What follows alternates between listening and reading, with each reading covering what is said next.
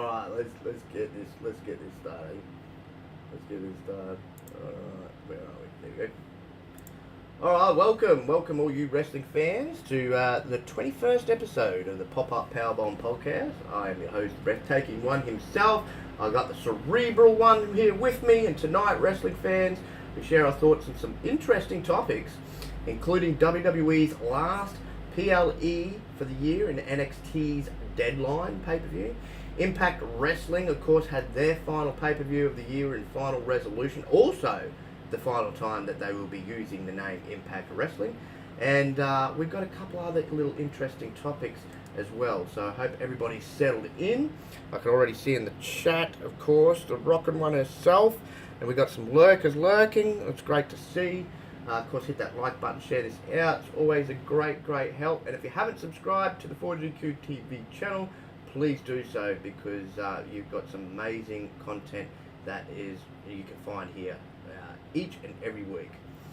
All right, Paul, how you been, brother? And you been enjoying this the wrestling lately, especially over the weekend? Yeah, well, the ones I can catch, absolutely, yeah. And yeah, I thought we'll talk about the pay-per-view later, because I got some views on that. But yeah, I'm enjoying what I saw. Yeah, and the shows all last week were pretty good too, especially SmackDown. They were. They were. The only ones that weren't good. Hey, what's good, Pyro? What's good, brother? The only ones that weren't good. Now, oh man, I don't know if you've seen it, but God, I was so annoyed with this. Dynamite last week, I thought was absolute shit show, and the only good match, and I knew it because Tony Khan can't freaking help himself, was the main event. Edge and Christian, or Adam Copeland and Christian, have a fantastic match, and then the ending gets botched. The ending was sloppy. I didn't like it at all. I've got to give Adam Copeland something. At least he knows how to sell, because by God, the way that Nick Wayne's mum hit him in the head with the title belt, she wouldn't have even knocked out a toddler. It was that poorly done. And then I said to Trin what I didn't get afterwards. Which for that brand is off-brand. Usually they're the ones who, She hit him so awkwardly and softly. I'm like, and Adam's of course just laid out, like, he's got to play out that he's completely laid out. And I'm like, oh my God, what the heck was that? And then even after she did it, she couldn't even sell the whole heel turn. I'm like, what is it? So she does it, and then she raises her head and looks to the roof. I'm like, what the fuck is she looking at? Like, is the aliens coming? What was she looking at? And then she just walks out. And I'm like, what enough? I said, now, if that happened, if it was done properly, they'd do it like a typical fucking heel turn. They'd do it. They would have smashed him in the head with the belt and then stood over his body like, because, like, okay, if you want to do it from a story point of view, she's done it because she was in the ring the prior week when he speared her son, right? And so I would have liked to see her get any, stand over there with his body like, this is because you speared my son, none of that. Just, I'm going to look to the ceiling. I don't know what's up in the ceiling that was so fascinating. And then I'm just going to waltz my ass out of here. It was pathetic. I'm like, what the heck? I said, oh, well, this definitely wasn't Daniel Bryan's work. This was Tony Khan written all over it. I'm like, wowee. You have such a great... I would have preferred the ending. Look, I didn't think Christian was going to drop the belt on a regular program. Obviously, they'll do it at a pay-per-view. But I would have preferred Christian to lowball him, jump out of the ring while the ref was, and like smash him, concerto him or something. I mean, at least it would have came off better on television. I mean, God knows how the audience received it. They seemed like they didn't like it either. But, oh, wow, after such a great week of program, we get to Dynamite, and, of course, AEW drops the freaking ball. I'm like, what in the world?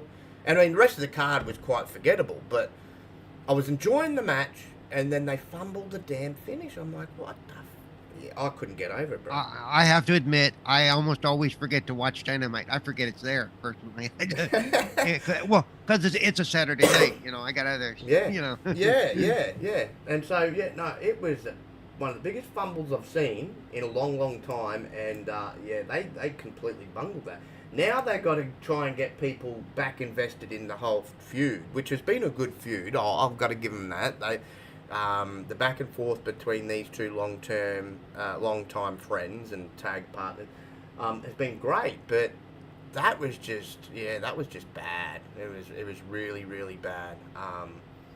And then, of course, like typical, the rest of the matches on there were just like slapped together, and you're like, huh? And then even with the whole segment with MJF, he was meant to tag with Samoa Joe against two of the masked henchmen of the devil, and that match didn't take place. And the poorly executed backstage like skit where you've got him laying down with like the most minimalist glass around him, considering he was meant to have this massive glass bottle smashed over his head. I'm like, what in the way? And they didn't even. I did see somebody post on Twitter. I wonder if the glass was real. Yeah. And I was expecting a bit of blood. You know, they're known for their blood. I'm like, if he got smashed and the way you do things, like, why is he not bleed? Like, come on now. Like, what are we doing here?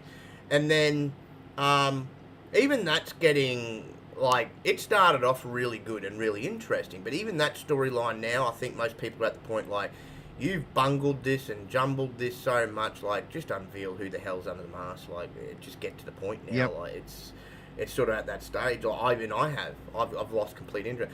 And then a lot of people are like, if they stuff this up, and for example, they have it that MJF has been under the mask the whole freaking time, which just would not make any freaking sense whatsoever. But if that's what they do, I'll be so annoyed, man. I'll be like, what are you doing? Like, this isn't... and it won't get the reaction anyway, because he's the one who brought the mask anyway. He is the original devil. Like, that was his mask. Right. So it just wouldn't make sense, because people have quite clearly seen, too, that whoever it is a lot smaller build than what he is. And there's only a few guys on the current roster that fit that bill. One's his tag team partner, who is injured at the moment, Adam Cole. He does fit the bill. He's skinny enough and small enough. Same with Roderick Strong. And quite clearly, one of the guys that's under the mask is going to be unveiled to be Wardlow, because it's definitely his body size, a big, tall, bulking dude, whoever the heck it is, but it's got to be Wardlow, if it is indeed someone that's on the current roster. And that was even pointed out even a couple of weeks back, because Wardlow came out and he looked like he had messy hair, as if he had something on his head previously, like a mask, for example. Mask hair, or hat hair, as you might want to call it. Yeah. So it's kind of obvious that he is likely very much one of the henchmen.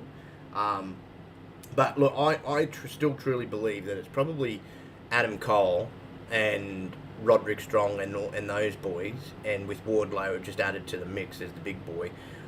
That's who I think it's going to be. I would really love to be surprised and it ends up being like Mustafa Ali or Dolph Ziggler, but I don't know. It could be Dolph Ziggler now too, because his clause is finally obviously up, because he's been on social media. He's going down to Puerto Rico for an event. His first event since being released by WWE. I think it's Puerto Rico. He's going down. So obviously he can wrestle for other companies, and they're having that televised on the internet. So, which is, would have been in his clause that he couldn't do like that type of show. He could have done something that wasn't televised on the internet or TV or whatever. Right. But yeah, so it could be him, and that would be a little bit bigger deal than Adam Cole and that, because I think that's just more the obvious choice. But we'll see. We'll see. Hopefully Sony doesn't bungle it, but I have a feeling he's going to bungle it. All right. Well, I know you probably. So I thought I would do this topic first. I know you probably didn't have a chance to see Impact because of the channel it's on and that. So I'll just quickly run through. They had a really good pay-per-view. I actually, after watching both pay-per-views, they put on a better pay-per-view, I thought, than NXT. I thought NXT was good, but it wasn't their best work. We definitely know we've seen some really top-notch stuff from NXT. Yeah. Not to say that there wasn't some good matches. I just thought Impact did have the better pay-per-view. So PCO, of course, defeated a newcomer and Clutch Jesse. It was basically a squash match to start it off for them, and that's usually how PCO matches usually go. for those that don't know, he was like hanging out with the Mountie and all that back in the WWF days, the French Connection or whatever they were called. He's been around a minute. He's just been playing this character for a little while himself. Of course, we had Frankie Kazarian taking on Sheldon Jean. That was a really good high-flying match with a vet and a young and up-and-comer. Sheldon Jean's been taken under the wing by a long-time Ring of Honor and Impact Wrestling wrestler by Kenny King, who's a phenomenal little talent. Bit of rumours circulating about him possibly coming to WWE now that his contract is up. Be a nice little talent to grab too. And if he did, I dare say he'd probably fit in nicely on the NXT brand. We'll soon see. Bullet Club defended their tag team championships against Eddie Edwards and Brian Myers. Really good match. Although it was interesting that after the bell, there was some commotion with the third team that came out, and I think they might be leading to like a trios tag team match there. Josh Alexander, and who, as I like to refer to as, is the new Kurt Angle from his attire to his wrestling ability and everything. Amazing wrestler. He teamed up with New Japan's Zack Sabre Jr., who, for those that remember, had a heck of a match recently with Bryan Danielson over in AEW. It was that Ultimate Submission match. Once again, awesome match, submission match, and then the way that they did the finish, where it was by a TKO or pin or something like that. Anyway, it should have been done by submission, but great talent. They took on the Motor City Machine Guns, so that was an interesting matchup. Of course, Jody Threat, who's one of the females on the Impact roster, defeated Eddie Edwards' wife, of course. Not a bad little match. I mean, Jody Threat is a good little wrestler. Alicia is still quite green, but she is getting there thanks to her husband teaching her a thing or two. Here's a name, though, that Paul will be at least familiar with. Tommy Dreamer. Defeated the man known as Dina to retain his Digital Media Championship. Now, this Digital Media Championship was actually made famous and created by formerly known in WWE as Zack Ryder. He now is calling himself the King of the Indies now. But no, Tommy Dreamer is the champion, and I tell you what, for an older guy who we know has had some injuries and been through, I mean, he was originally part of ECW, so he's went through some very hardcore, brutal matches there, and had a fairly lengthy WWE career as well once ECW folded. He still can he can still go in that ring, and I think he's a good, if anything, he's a good teacher to the younger talent. Then we had Canada's Mike Bailey and Trent Seven. Now, Trent Seven, he did go by that name in NXT for a while. He used to tag up with the big strong boy that's in NXT. They used to be a tag team in NXT UK, so he's now in TNA. They defeated the Rascals, which is Trey Miguel and Wesley's former tag team partner from NXT, who got fired because of Nazi things that he was doing. And then, of course, we had Jake something. Yes, that is the guy's name, Jake something. Defeating Jason Hotch. That was a fairly quick match. Same with Moose defeating another name Paul will remember, in Rhino. ECW, WWE alum Rhino. Good match. It was just quick. They just beat the crap out of him. He's got to be getting up there. Yeah, for sure. Oh, I think he is, man. I think he's definitely getting close to 50. And then Jordan Grace, who she's a big girl because she does bodybuilding. She teamed up with, of course, Jimmy Uso's wife, Trinity, who's current Impact Knockouts champion, and they defeated Deonna Purrazzo and Giselle Shaw.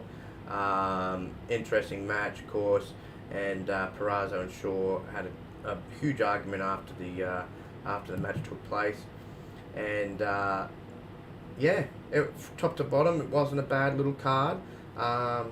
Did they happen to mention that they were switching back to the other name? Yes, right at the end.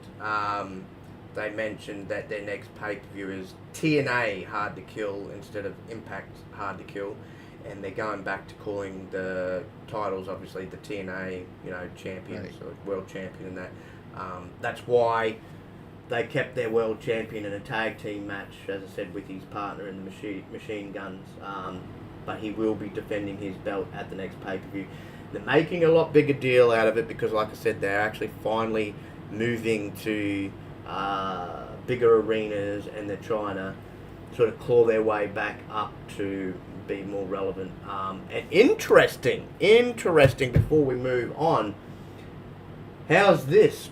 We might actually get some cross-promotion between them and WWE. They just came out and announced that they will now be moving from the current streaming service that they are on to Endeavor's streaming service, who owns WWE. So you might, just like AEW and New Japan work together, we might actually see TNA and WWE possibly do something. And I wouldn't have said that before while Vince was in charge, but now that Triple H is fully in charge, it could happen. Because it's definitely. I saw another thing. A couple of the rules that Vince set up that AAA is already kind of. Yeah, because there's one thing I know that he is willing to. He has and wanted to do a show with New Japan themselves and have a WWE cross New Japan. So he's obviously willing to. Go there, and so that would be cool to see TNA and WWE do some things. Because as I said, TNA's got some talent. It'd be a way that they could team up, for example, and Trinity could come out and help the Bloodline finally. Cause I'm wondering now. You might remember because you're more of a historian than I am, but when they were back doing the regional stuff before WWF took everything over, didn't they used to do cross promotions with the regions too? Yeah, they did. Yeah. That's why Flair, who. A lot of the time, because where he came from, obviously just like Jerry Lawler, right? Well, Jerry Lawler for ages was Memphis, right? Memphis wrestling. He was king of that. Ric Flair was the king of the Carolinas and stuff. But then they'd get around and do cross promotions with a New York-based promotion, and then he'd go down also to Texas. Like everybody seemed to go to Texas to take on the Von Erichs. Interesting too, the Von Erichs on next week's. I don't know if it's Dynamite or. Collision, they'll be showing up. I think it's also to promote that Iron Claw movie that's coming out as well. But yeah, I mean, it was done all the way back then. And then if you remember in the early days of ECW and that, they did cross promotion because they did an early invasion angle. This is well and truly before the whole WCW ECW invasion angle. You had a real young Rob Van Dam. This was around 1995. So even before the Attitude Era really kicked in, it was still considered, what was it called? The New Age Era or whatever it was called. And so Bret Hart was kind of the face of that. And they did a little ECW invasion angle then where they brought some guys in like Van Dam and that. And I think that was at a time too when people started to work out that Vince was actually funding ECW to keep it afloat. And so because to me it makes sense. It gives them broader storylines when they can reach outside their own brand. Yeah, you're not wrong. And so doing the cross promotions I think is awesome. That's why I like it when AEW does it with New Japan, because you see the top talent in New Japan come in and you get some fantastic matchups that you wouldn't otherwise see. And for years and years and years, I mean, I remember back when WCW was on top and was doing great things, people wanted to see, like, WCW's top superstars take on WWF's top superstars, and unfortunately it never happened. And even with the angle that they did do once they bought them, because they didn't have any of the top-tier WCW talent when they did buy them, because like the Stings and the Goldbergs and stuff at the time still were under Time Warner contracts for still lengthy periods of time, and there was a whole bunch of hoo-ha that Vince didn't want to buy them out of their contract and that. So that whole angle when, you know, they did where Shane turned up on the last Nitro and stuff, and then him and Stephanie led the charge with ECW. That could have been a heck of a lot better than what it actually ended up being. Because they could have had, as I said, like Sting and Goldberg, and could have brought Hogan in sooner with the NWO, and like had the bigger name talent at the time be a part of that. And they didn't. And then, of course, you know, even with Diamond Dallas Page, they should have just kept him the same way, but then they changed his character in this stupid stalker character and made a big joke out of him in the end. Like, the character they had him playing in the end, where he's coming out with his big-ass smile, and I'm like, what the freaking... What are they doing? And so, it was, I mean, Vince did it because he was... wanting to just make fun of it, like, you just don't have a company, I'm just going to make a joke. I was going to say Vince did it because he's petty. Okay? Yeah, exactly. The whole angle could have been a heck of a lot better. It should have been better with better talent, but they were using the B-grade talent for it, really. They really were. But yeah, it was what it was, it is what it is, and that's how they played it. Vince was big on punishing guys for not doing what he wanted. That's why he was... Exactly, you know. Hence why, like, he did what he did with Sting when he did finally get Sting in there. Like, Sting didn't win a single fucking match when he came in. I'm like, this is ridiculous. Like, I know he was like the Undertaker to WCW's version of Undertaker, basically, the big name, the big guy, the main man. But you're telling me, like, after the huge build-up that you do with him, that you can't let him go over your son-in-law at WrestleMania and give him that WrestleMania moment? Like, Triple H, I'm quite sure, would have had no problem, you know, losing the match to him. You know, I don't doubt it for a second. It wouldn't have hurt Triple H's career in the least. And you instantly get Sting over with the WWE crowd, having him have a big win on a big stage. And I think they really dropped the ball on that. I really do. I was like, really? You make him out, and you know, as this phenom? Because if they had had him win, this is the way I was looking. If you had had him won that first match, because I reckon it took all the steam out of him when he lost, and then you had Seth throw Sting around like a ragdoll, which just made things even worse. If you had him win that first match, you could have built to the match that people wanted to see between him and Taker. Sure. Now, against Taker, have him fucking lose against Taker. That's fine. I would have been cool with that. Sure, he would have been. But come on now, like, you bring him in, you make a big deal out of him, you have him lose to Triple H, who would have had no issue losing to him. Like, I get not wanting to have your phenom get beat by the WCW, but this is just Triple H. We're not talking about Undertaker, But you could even have him beat Sting, or have him beat Taker the first time. Yeah. And then have him do another match, then have him do a rubber match. You could have fed this for an entire year. Oh yeah. You could have. Like, then had Taker beat him on at the next WrestleMania. You know what I mean? Like, which Sting, as I said, wouldn't have minded, but to not have him win a single match the whole time he's in there. And then, of course, Seth did the buckle bomb, which completely ended his career in WWE, and we all thought that was the end of Sting, but luckily he was able to return for a little while. That was handled so poorly. It was handled so bloody poorly. But we're definitely seeing a difference, though, now that Triple H is in charge. Yeah. Look how many people big names are going over. And there doesn't seem to be any favorites. Some of the people that have been brought back recently were let go because of Vince, and he's the one who's brought back. Dakota Kai was fired, and Triple H was like, "No, she's too talented. We've got to bring her back." Braun Strowman was let go, but he's going, "No, we've got to bring him back." There was a few other. Tegan Knox was another one. CM Punk is the big one. That wouldn't have happened if Vince was still in charge. It just wouldn't. No, I know Punk's, put water under the bridge and sorted things out with Triple H, but I don't think him and Vince will ever be on good terms. No, I've been watching all of the Dark Side of the Ring things. Yeah. And you'll notice the one person missing from all those interviews, for all those stories, is Vince. Yeah. Yeah. And I'm sure they approached him every single time, said, "Look, we want to talk about this event, we want to talk about that event." Yeah. And Vince has never said a word. Vince is like, nope. I'm going to keep tight-lipped about this. Because I just watched the one about Bash at the Beach that I didn't know about. When basically, it's probably the one time that I don't agree with what's his name, Eric Bischoff did with Hogan, and said, Oh, no, yeah. we changed the one time I probably side with Russo. I think Russo was right. He was wronged at that situation. Oh, yeah. He was fucked. Yeah. So for him to do what he did, I'm like, good. Somebody had to put them in their place. Yeah. Yeah, that whole thing was so controversial, and that was. Yeah.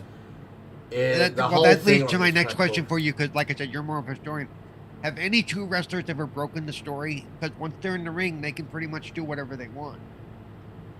So you mean, well, you breaking character kind of thing, I guess, too. Yeah. Or breaking character, or the guy who was supposed to lose wins because they agreed that that's the Yeah, right it way happened to a do it. lot. It happened a lot in WCW because of ego. It was because of ego, and Bischoff, as I said, he did a lot of good, right, especially with the writing side of things. The whole NWA storyline and everything. He did well. But where he openly admits where he did wrong. He did let a lot of that big name talent sort of walk all over him, especially Hogan. You know, Hogan and Nash, he let walk all over him and make decisions, and that's why at that particular bash at the beach, oh man, it was horrible to watch on TV. But you had Russo swearing and carrying on like, get the hell out of here. And he didn't call him Hulk Hogan, he called him Terry Bollea. Yeah. Which is his proper name. And when he did that, I was like, nah, this is breaking kayfabe. This is very real. Yeah. This is very real. Those two hate each other's guts, Hogan and Russo. Right. And like you said, I don't like Vince Russo, but in that position, he was put in that situation. He was in the right place. Yeah. He was on the right. And he goes, here, you want the belt because you just write yourself the right. Here, take your bloody belt, go home, piss off, get the heck out of here. I remember that, man. I'm like, wow. I'm like, their backstage real life shit is coming on TV, and that did not help WCW at all. Like, and when that HBK was the one who I didn't really want to do that, but in the end, I kind of had. Yeah, to. No, he didn't. He just flopped. He just flopped. He just absolutely. Yeah. That's like the whole with you brought up HBK, like the whole Montreal Screwjob. He didn't want to really be a part of any of that. Right. He didn't, because before all that, him and Brett actually got along quite well. Yeah. They portrayed they hated each other's guts, for the TV audience, but they actually got along really well. After that is when the relationship soured, because Brett thought he had a big part in playing that, and thought it was a big ego thing for HBK, and it wasn't. It wasn't even really HBK's decision. No.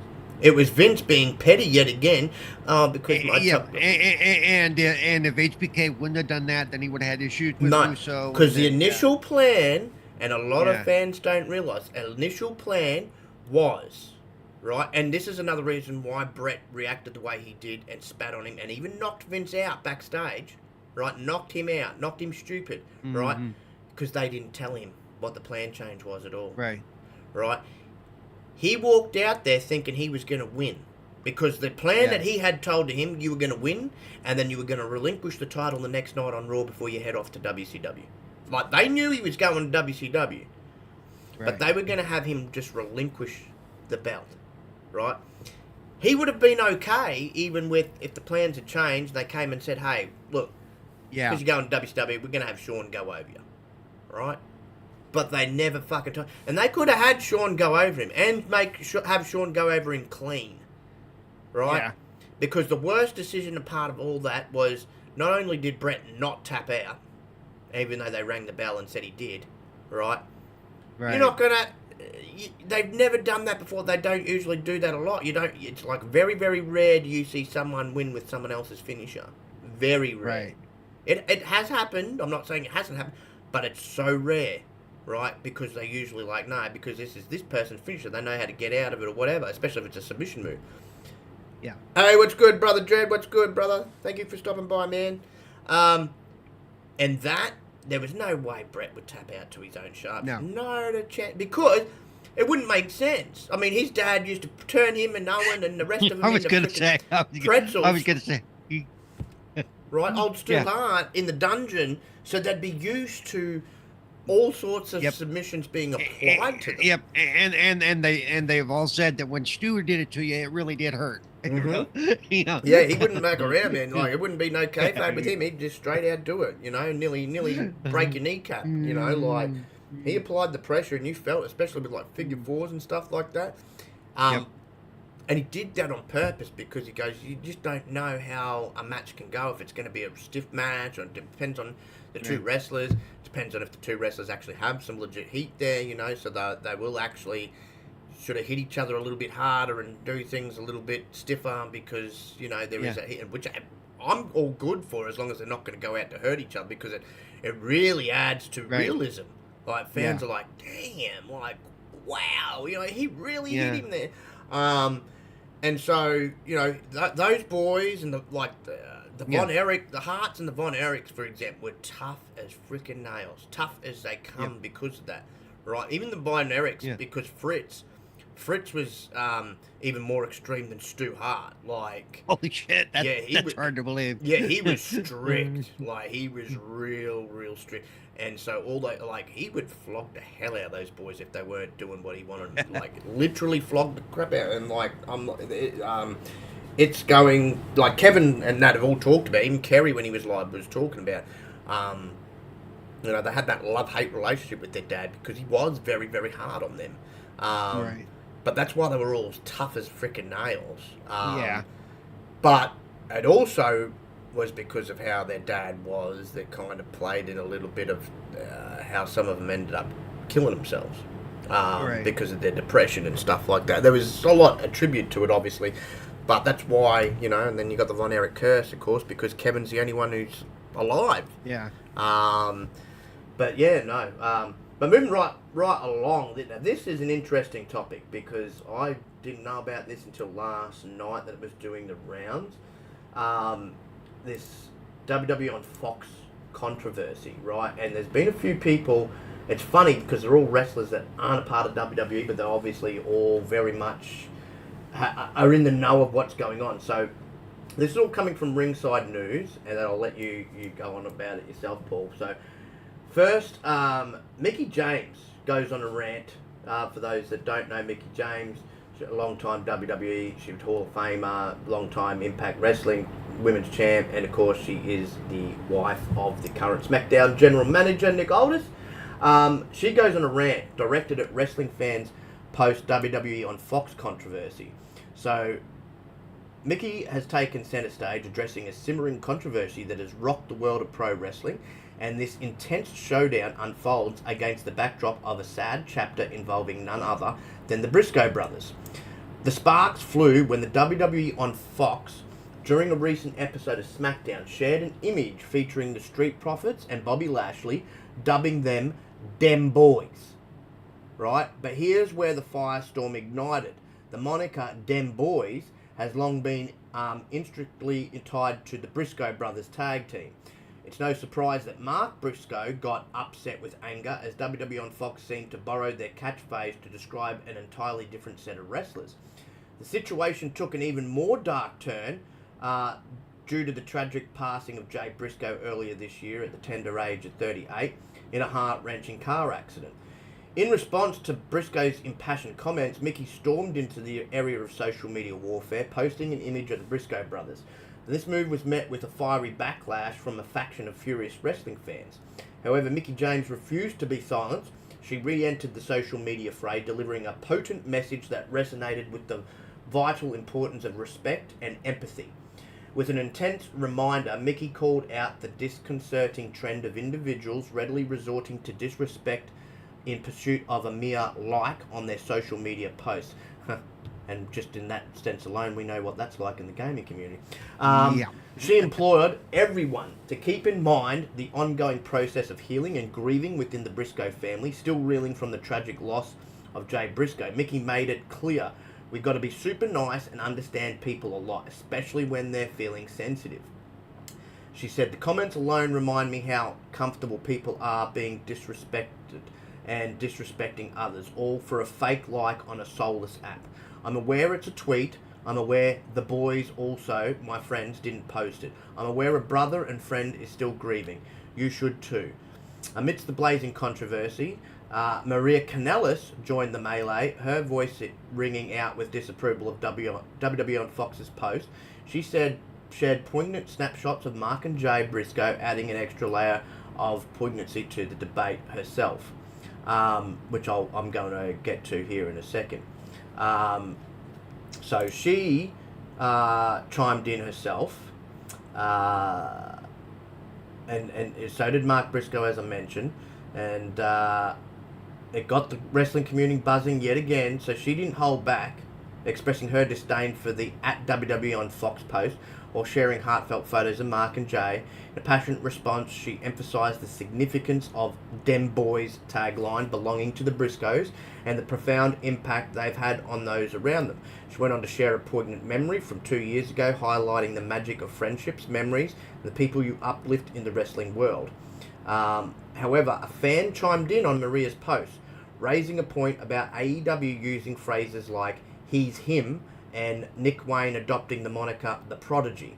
The fan also noted that Maria had worked with Roxy. Roxy, for those that don't know, is... she just wrestled on the NXT pay-per-view too.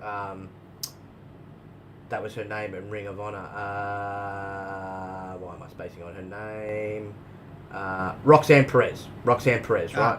That's Roxy, right? Suggesting that these instances should also be scrutinised. Saying, the fan said, "Do you have the same energy for AEW using a He's Him shirt? Considering that's more attached to Kamalo Hayes, and Nick Wayne now being the Prodigy. You worked with Roxy, now known as Roxanne Perez. That one should sting." Maria didn't back down, responding firmly by explaining that her husband, Mike Bennett, had used the Prodigy moniker in Ring of Honor, which he did, long before Roxy adopted it. She clarified that they had discussed it, and Mike didn't take issue with Roxanne Perez, using the same term, asserting that the situations were not comparable. In the world of pro wrestling, where trademarks and phrases often hold significant value, the debate over who owns the rights to certain catchphrases and terms can ignite passionate discussions. She then, of course, after all the backlash that she was copying the poor lady, deleted her Twitter, because she was getting some really, really nasty messages. Yeah. And, you know, after her tweet, which was unsurprising, that led to some backlash because some fans get up in their own fields, of course. She was a little bit unprepared for what some words that would entail that would come from the fans, and ultimately led to announcing her exit from Twitter and subsequently deleting her account. She goes, "I think I'm about done on this particular platform. It's too crazy. It's too toxic. Disagreeing is one thing. Threatening my family, name-calling, ageism, racism, family planning, shaming, religious prejudice, and sexism is all just too much. I will keep my Instagram, but it's about time to move on from the negativity."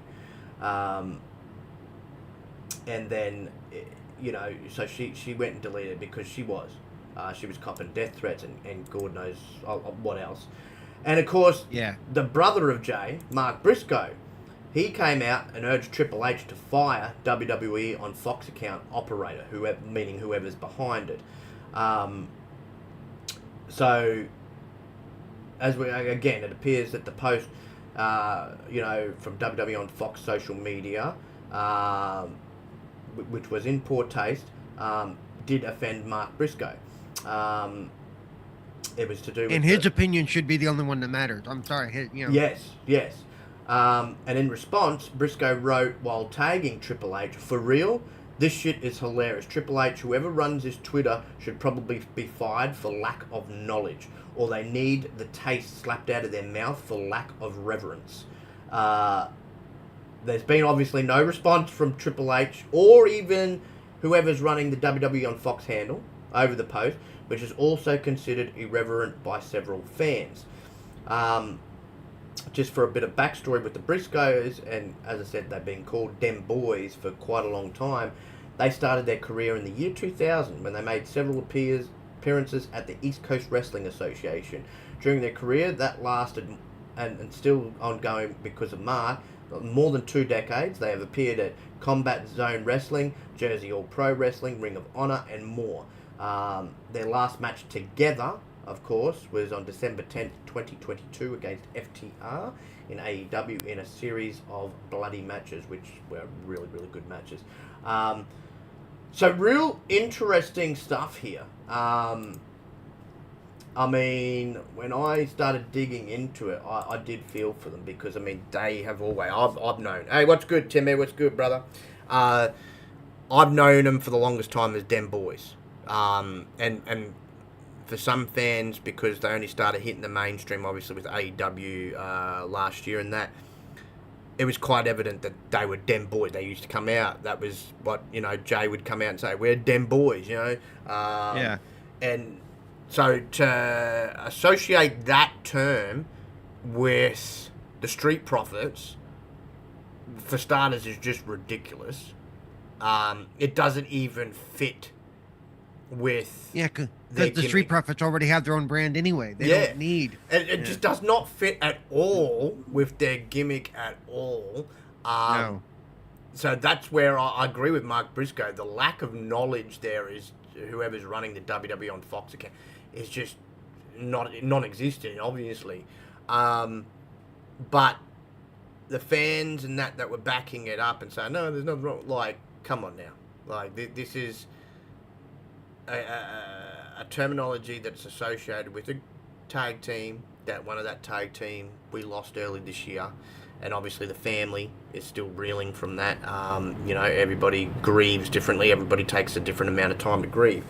And I agree, you know, with Mickie James and Maria Kanellis coming to their aid too, because even though Mark should have the biggest issue with it, but I do agree with it, you know, if wrestlers get close, they've worked together for a long time, you know, they build that relationship up. And Mickie James had known those boys for such a long time. So has Maria Kanellis. I mean, you know, she started in WWE, but then she had a real long tenure in the original Ring of Honor before Tony Khan bought them. And so she was in the locker room with these two boys. And so I can understand where it's been upsetting. And see, this is where I think all companies need to be... I mean, this has happened for a while in different situations too. Like, I remember a few years back, for example, Matt Hardy had to fight Impact Wrestling tooth and nail in court for the rights to the gimmick that he came up with, that broken Matt Hardy gimmick, right? Because and that was technically on his own fault, because he didn't bother to go and license it, and which allowed them to license it. And if you don't do it quick, like especially in WWE when Vince was running things, Vince would jump on it and Vince would get it, right? And so then you couldn't use it if you did go elsewhere, right? Hence why Adam Copeland can't use Edge, because Vince made sure he locked that under, you know, lock and key. Obviously didn't lock the term rated R superstar down, but locked the name Edge. Right.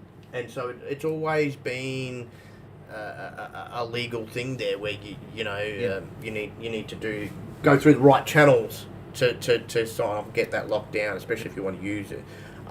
Hence why I'm pretty sure, you know, CM Punk has been able to go everywhere as CM Punk, just like AJ Styles has been able to wrestle in different companies as AJ Styles. Right. You know, because they've obviously got their own trademarks. But this was horrendous, and it really, if anything, due to the fans, obviously, and this is, it's as bad as the gaming community as we know in the wrestling community. It is. The fans should have nothing. They shouldn't have said shit to her. They should have. No.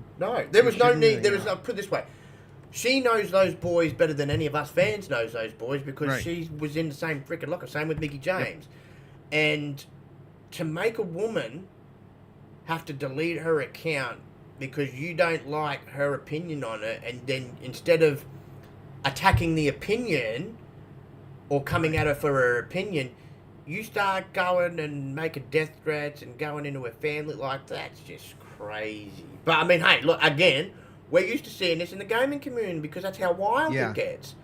You know? Oh yeah. people make death threats to the devs and stuff because the game is late or because the game is buggy. Or you know, I mean, as much as me and you and I know Carlo's behind us on this, we'd love to see that whole stupid console war just disappear, right? Yeah.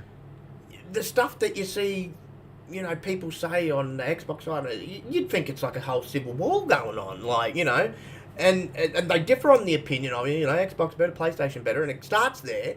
And then next minute they're threatening each other and they're threatening each other's wives and kids and, you know, mudslinging, and it just gets worse and worse and worse and worse. And same things happened here.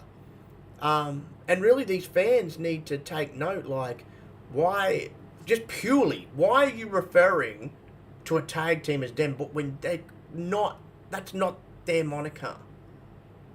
Right. And I know the Briscoes, have got the rights to that moniker. That's why you haven't seen any other tag team use that. Right. Plus, it's been less than a year since the guy passed away, so usually, even if they thought they could, they wouldn't do it. No, exactly. That's why it on the WWE Fox's account, it was done in poor taste. Like, you know, again, like, hardcore wrestling fans like myself and that would know who they are, or know they're not as known to the mainstream as, say, like a Hardy Boys or Edge and Christian or Dudley Boy, all that. But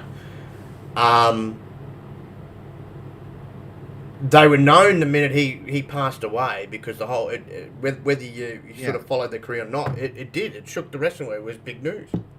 It was unexpected, especially the way he died. You know, basically he barely got up the road from his own driveway. And, you know, I think why it was more big news is there was kids in the car with him too. He had his kids in the car, so that's why it was actually a lot bigger news. They were lucky not to lose their kids. I think it was the daughter was fighting tooth and nail, scratching, clawing men. Similar situation to what I was in last year. Like, she was close. Right. She was very close. They were close to losing her. And so, like, that's what, for those that didn't know him from the mainstream, they definitely brought him to attention.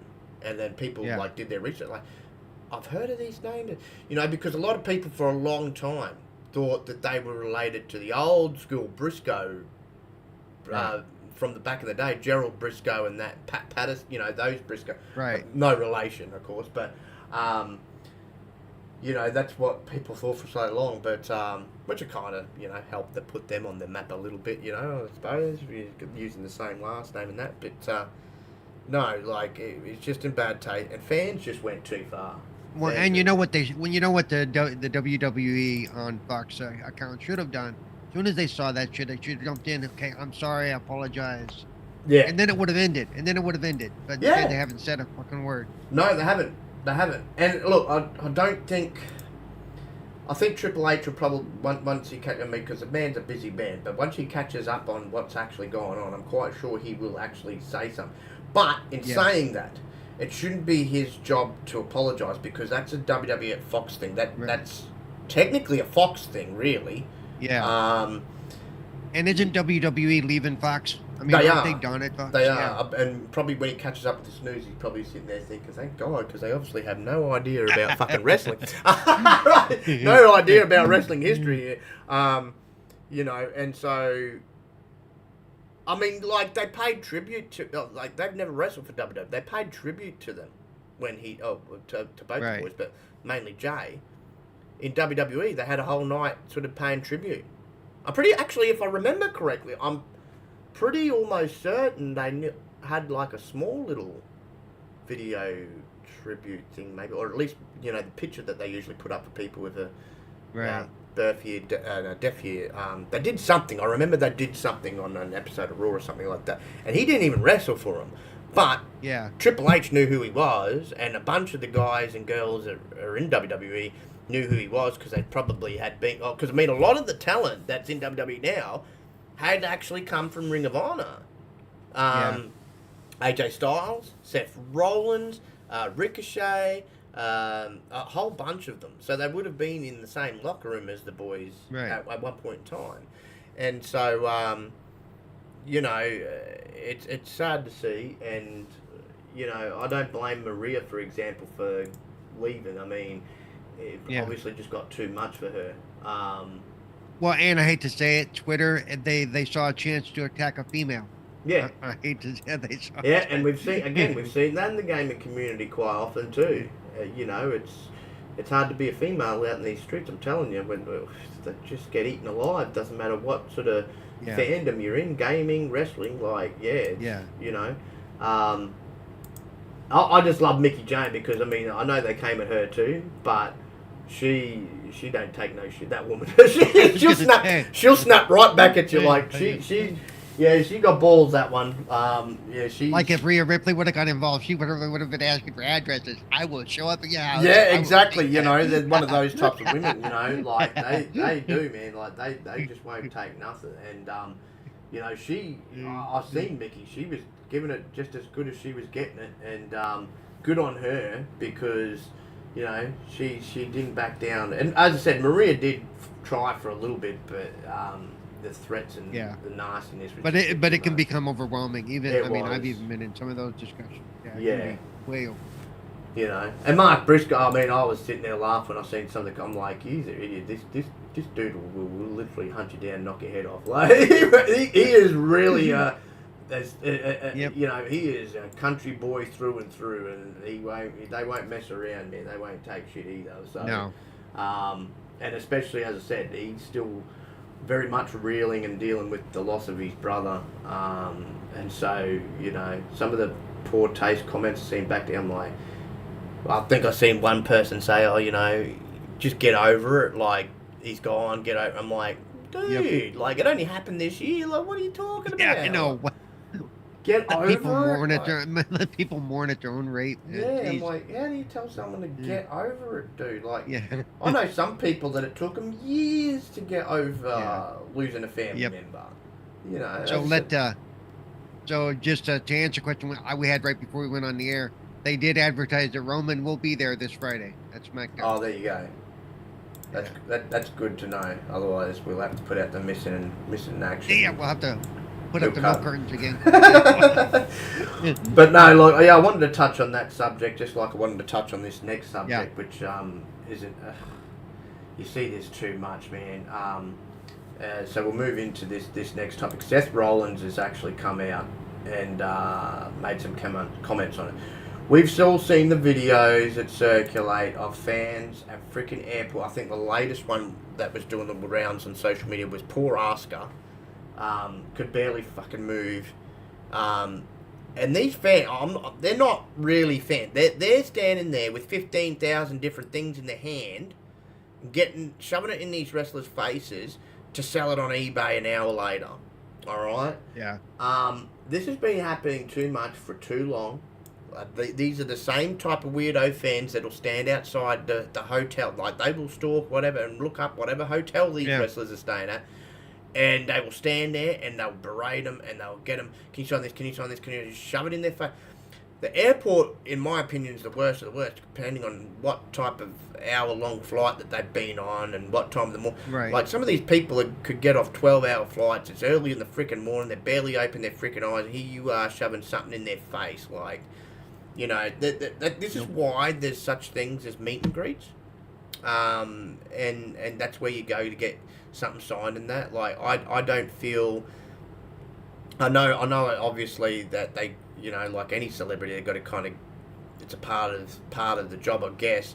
Right. But this is where you need to have common courtesy and some respect. Like, these people just got off a freaking plane, for goodness sake. No, people don't care for any celebrity. For any big name celebrity, they don't give a shit. And so, but what Seth's just saying is he feels, airport collectors, as he's referring them to, it shouldn't ruin the reputation of all fans and shouldn't be put on all fans, because not all fans do this. I'm certainly a fan that wouldn't do this. I'd go, if I want something signed, I'll go to an organised meet and greet to do it. That's the whole fucking point of them. Yeah. The most I would do if I saw one in the airport is I'd say, hey, Yeah, I wouldn't shove something in the phone. Hey, how you going? Hope you had a nice flight. Hope you get some sleep on your flight or whatever. That'd be cool in itself. And if they offered, hey, would you like a picture or something, I wouldn't say no. But I'm certainly not going to berate you because I know they cop it left, right, and centre as it is. Right. But he feels that airport collectors shouldn't damage the reputation of other pro wrestling fans. The issue of fans showing up at airports to meet pro wrestlers has become a recurring problem for several stars, especially more so lately. While chance encounters are usually welcomed, a particular group of people now deliberately plan to be at the airport with a ton of merchandise, hoping to get the stars to sign every little bit of memorabilia. These items are then later sold on eBay for a profit, causing frustration for the wrestlers. Earlier this year, a video of an unmasked Rey Mysterio found its way onto social media. In the clip, Rey is seen rejecting a fan's request for autograph at an airport. The fan had at least 5 things in their hand.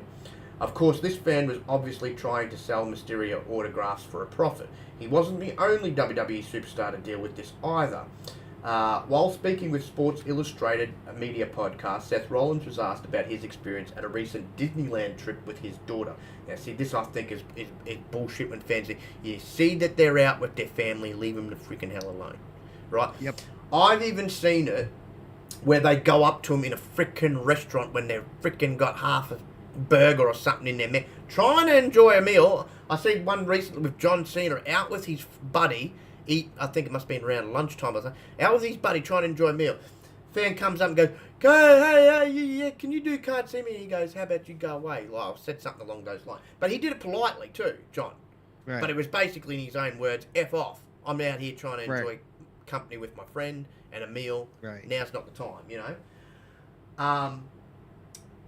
And the fan acted real pissed off as he stormed off. I was like, dude, it's like, they've got a social life too, you know what I mean? Like, so yeah, they aren't there to serve you 24/7. No. You know? So he's out with his daughter at Disneyland. Seth explained that while he did encounter some people who didn't know how to act, most fans knew how to respect his boundaries.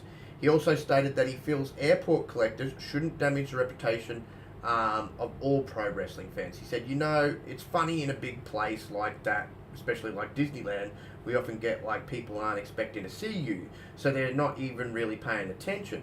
You get a fair share of folks coming up asking for photos or just wanting to say hello, but I do find that because we're with our daughter, most people are super respectful about it. They'll come up and whisper, you know, hey, how you going, Seth, and give you a little nudge like, hey, how you going?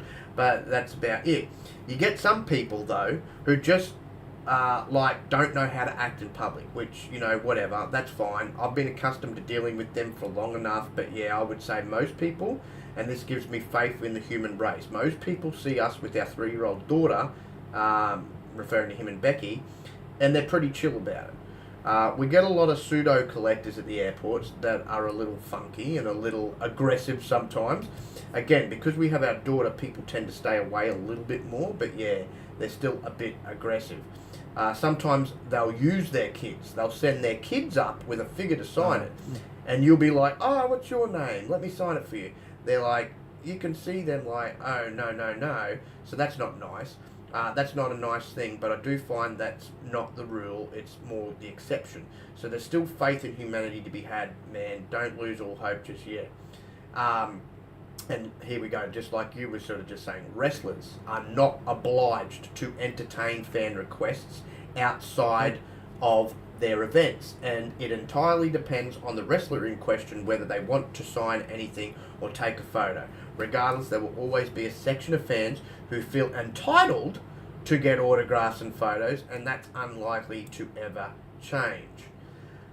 So what is your feelings on this, brother, and what's your feelings on the aggressive I do want to point out, though, they shouldn't have to do this, but you know, Disneyland and Diddy World both offer services where they can actually, celebrities will often do this. They have people they can hire from within the park that will go with them and escort them through and make sure stuff like this doesn't happen.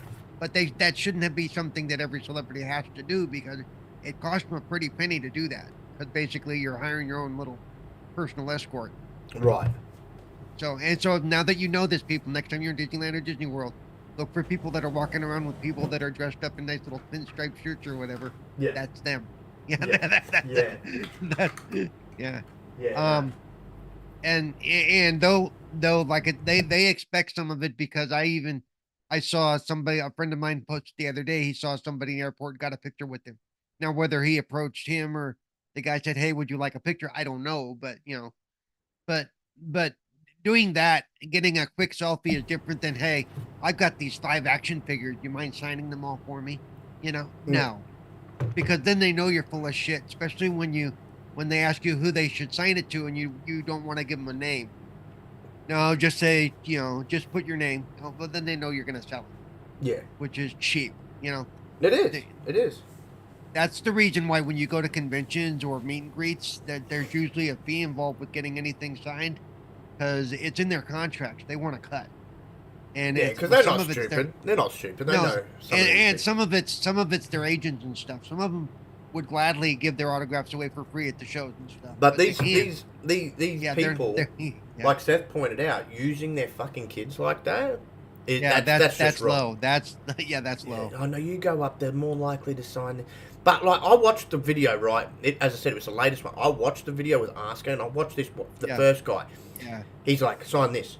And then she handed it back. Then he's the next one. And then the next one. And then I'm like, oh my God. I said, what happens if this woman needs to catch After the first one, I'd be like, nope, you get one per customer. Yeah, and I mean, she was obviously being real nice. I mean, there was a bunch of them lined up. But all these people that you can see in the video, they've all got 5 or more bloody things in their hands. But you can tell, and how quickly they move after they've got it signed. You know exactly what they're going to do. And they're all grown-ass men too, by the way. I'm sitting there thinking, what happens if this woman's got to go catch a flight? Or what happens if she's that tired she just wants to go to the hotel and hit the pillow? Like, I mean, oh my God, like, where's the courtesy? Where's the respect? And then the way it comes across on the social media is this celebrity was rude. No, actually, the celebrity was just trying to live their life. Yeah, I seen that fan that got told, go away. And as I said, he did it very, very politely. By John. Oh, he made a big hoo-ha about that. Oh, John Cena's a fucking artist because he wouldn't do the whole "you see me." Well, I'm like, he's not in the character of that wrestling John Cena. He's out with a friend. He's not even a full-time wrestler anymore. Like, why the hell does he have to bloody go, oh, you can't say... Why does he have to do that? Like, he's out trying to enjoy a meal. He's got half a steak in his freaking mouth. And you're asking him to stop eating and chewing and spit it out, put it down, everything down, and stop talking to his friend so he can do "you can't see me" and do a little 5-knuckle shuffle thing. Like, oh my God. I'm like, leave the man. Like, if you can see them eating, or if, as I said, if they're out with their family, those two definitely should be off limits. Those 2 times, completely off limits. Leave them alone. Let them enjoy their meal. Let them enjoy their family freaking time. If they're by themselves and they're traveling, like, as obviously on a bus or the planes and that, obviously it's be 9 times out of 10 for work. Then it's a little bit different story. That's a time to see if you can. And if you do feel the need to say something, if you see them out with a group of people that may or may not be their family, if you really feel like you need to say something, go up and, hey, good match last week. It was a great thing.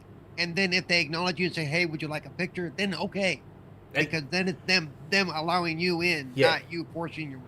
And that, to me, if you were a legit fan of these people, I reckon a picture is better than a freaking a written signature. It really is. A signature is just someone signing something on. But you got a picture, that's a forever thing. Like, you got a picture of these, but hey, like, I met fucking, John Cena, or I've got a photo of me and Randy, or, and that lasts a lifetime, right? Yeah. And I find the people that ask for just the pictures, you can tell, obviously, legit fans and aren't going to sell, because they're not going to go and sell their picture. It's not a signed picture, and they're not going to go sell that. It's the folks that bring all the crap and get them just to sign shit, and then are out.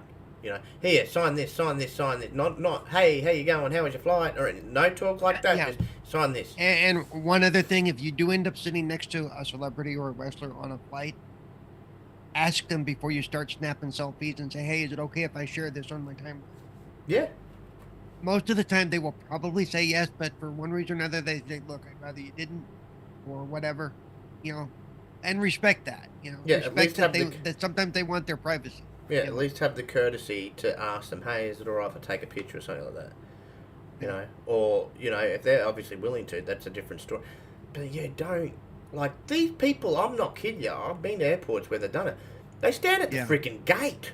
So they've literally just got off the damn plane. Like, oh, or man. especially if you're flying into LA, you're bound and determined to run into a celebrity. Okay, it's gonna happen. Yeah, of course. So you know, show some manners. You know. Exactly. You know, I mean, I got, I'd say within 2 arms length when he was out here filming the last Pirates of the Caribbean film. I got within 2 arms lengths of Johnny Depp, and I've got a, you know, like he stayed in character towards me, looked right at me. I was like, that's enough for me, man. that'll do me. I'm like, hey. Wait. You didn't ask him about those 2 dogs that they smuggled into Australia? No. I mean, I wish I could have got. I wish I could have got that little bit closer where I could have had a little. But he was. I think he was sort of, you know, having a break. Yeah. You couldn't get close though because all the women took up the front row. Right. All the women took up the front row. But man, I got the. You know, Jack Sparrow, and he looked right at me. I was like, no, that's enough for me, man. That's a moment in itself. Like Johnny Depp, you know, we made eye contact and sort of gave each other a nod, and I mean that was good. And I also got that chance too with Trin's going to be jealous at this. With the man, the myth, the legend who plays Loki. I actually got to talk a little bit with him. Him and Chris Hemsworth, or whatever his name is. Tom Hiddleston, yeah. They were filming in Brisbane because they decked Brisbane out like New York because the outlay of Brisbane is very much been modelled after New York. That's why they used it, and it was a lot easier to close off the streets of Brisbane to film their scenes.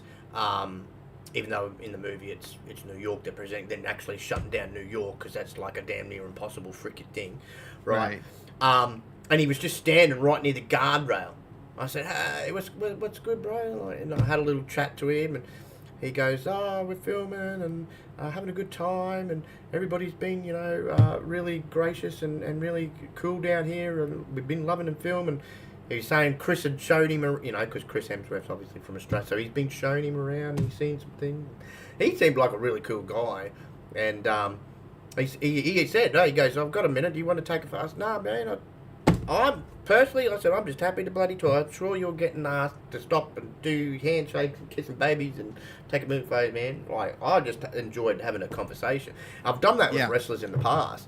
I remember when I was living for many years with my dad in New York, they came and did a show at Madison Square Garden, and this was when Eddie Guerrero and that was still alive. And I seen Eddie, Ray, and Rob Van Dam. That's when Rob Van Dam was still back in WWE. And they were sitting in a KFC eating some food, right? And I walked in there, and I you know, got my order, and I sat by myself. And I kept looking over, and I'm like, because I was like in shock, like, oh my God, like, you know, these guys are here. These are like, Eddie Guerrero's my favorite wrestler. Like, and so he caught that I was looking over, and he waved me over, and I just sat down and talked with him, man. And then we walked around Times Square a little bit, and I actually did get photos with those boys at the time. That was late, just before they went back to their hotel. We walked around. Man, I just, like, because they asked me straight, do you want an autograph? You're looking over, do you want an autograph? I said, no. I said, I'd love to talk wrestling with you.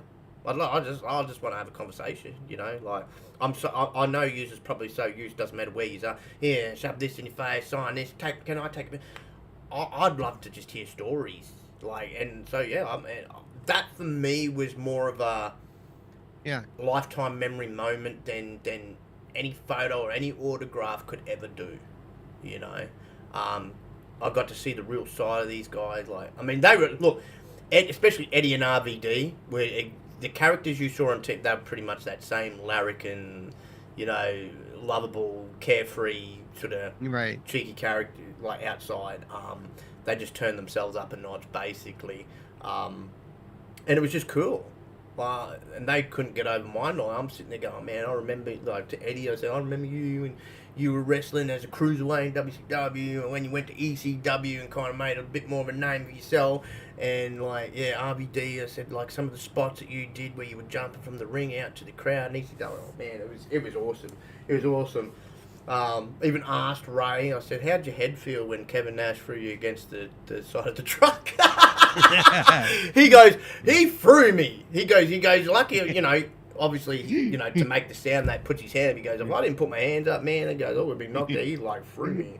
He goes, he's actually quite a strong lad. I'm like, oh, well, that doesn't surprise me. You know, he's almost 7 foot tall, but yeah, no, it was awesome. Celebrities are the same. If you go to a convention and you see them like eating in the restaurant at the hotel or something, sometimes they'll just, you know, hey, you want to join me, and you can just sit there and have a chat because they're okay with that. Sometimes. That's what I would love to do. Like, if I got to meet the guy behind Art the Clown, like plays Art the Clown, I think it'd be cool to get a picture. Don't get me wrong, but I'd just like to, you know, scratch his brain and ask him about, you know, how do you feel about horror? What's some of your favourite horror movies? What got you into playing these characters?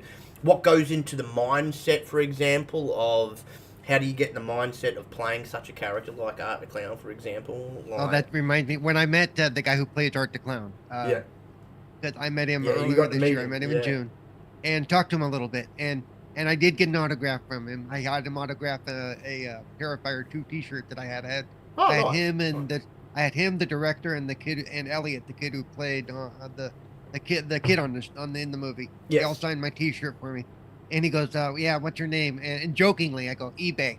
He just like, no, he knows I'm kidding.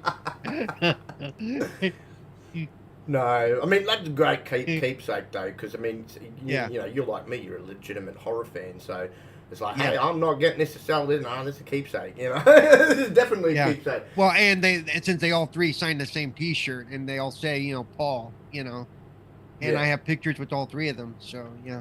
Yeah, the only way you could sell it on eBay is if you found another Paul. Is your name Paul? Are you a Terrifier fan? Do you want to act like you went to a convention? Yeah.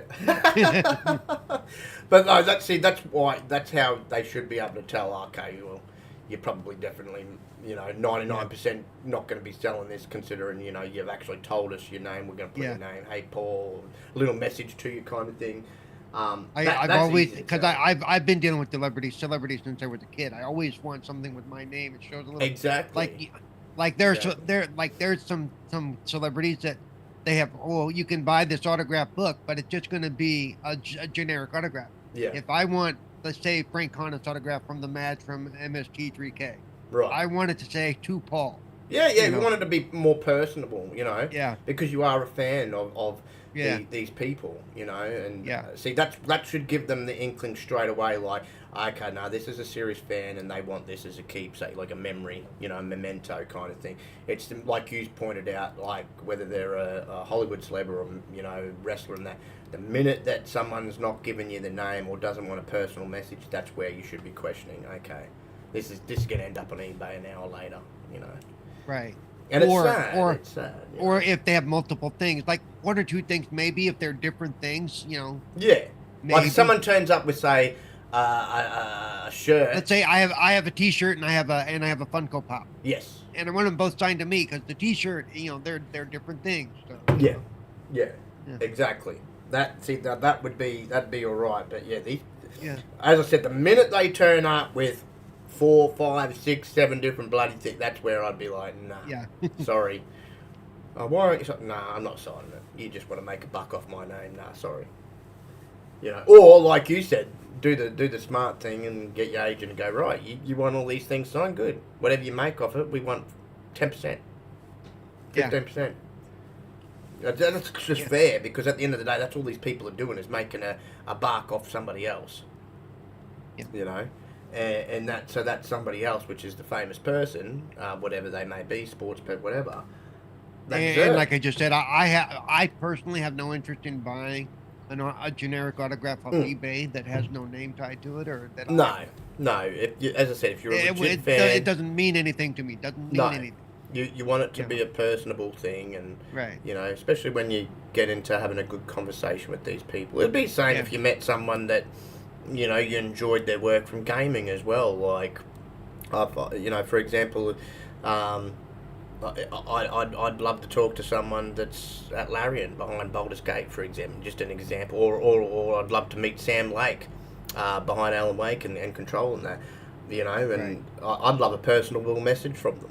You know what I mean? Like, because I'm a legit fan. It's not going up on eBay, it's staying in my cabinet kind of thing. Well, it's like with some of the directors and stuff that Carlo and I have spoken to, and the producers, we actually still stay in touch. Yeah, we're not friends, but we still communicate with each other, No, exactly. I can't say we're not friends, but, we're not buddy-buddy. No. But if I was to, like, I'm trying to go to, one of them is going to do a movie premiere in Toronto this next summer. I want to go to that premiere, and he wants me to go to that premiere because Nice. So and that's because you built that repertoire, that relationship there in that regard, which is good. It's just like I know Carlo, like he's built up a repertoire and a relationship with Phil Spencer. I mean, the man's gamed with the man. Like, I mean, that says it all right there. And it's good when because at the end of the day, it's a personable thing. Like, especially if you're a fan of that person and they're giving you that kind of acknowledgement as a personal message kind of thing, like that's awesome. So yeah, I mean, it'd be like you're probably in the same boat. I'm a huge fan, and I guess you are too. Mark Hamill. Imagine if he gave you a personal message. It's something to cherish. You know what I mean? Like, someone's just shoving something in a bunch of things. And I just want this because you're Mark Hamill. Sign this. Star Wars memorabilia. Sign this Joker memorabilia. Yep. See you later. Bye. If I was him, I'd be so disheartened. Like, that's just messed up. It's like, you don't really care about me, or you're not really a true fan. You just want to make money off my name because I'm a famous person, And I mean, obviously, again, that doesn't matter what field they're in, wrestler, Hollywood, sports, whatever. It obviously comes with the territory.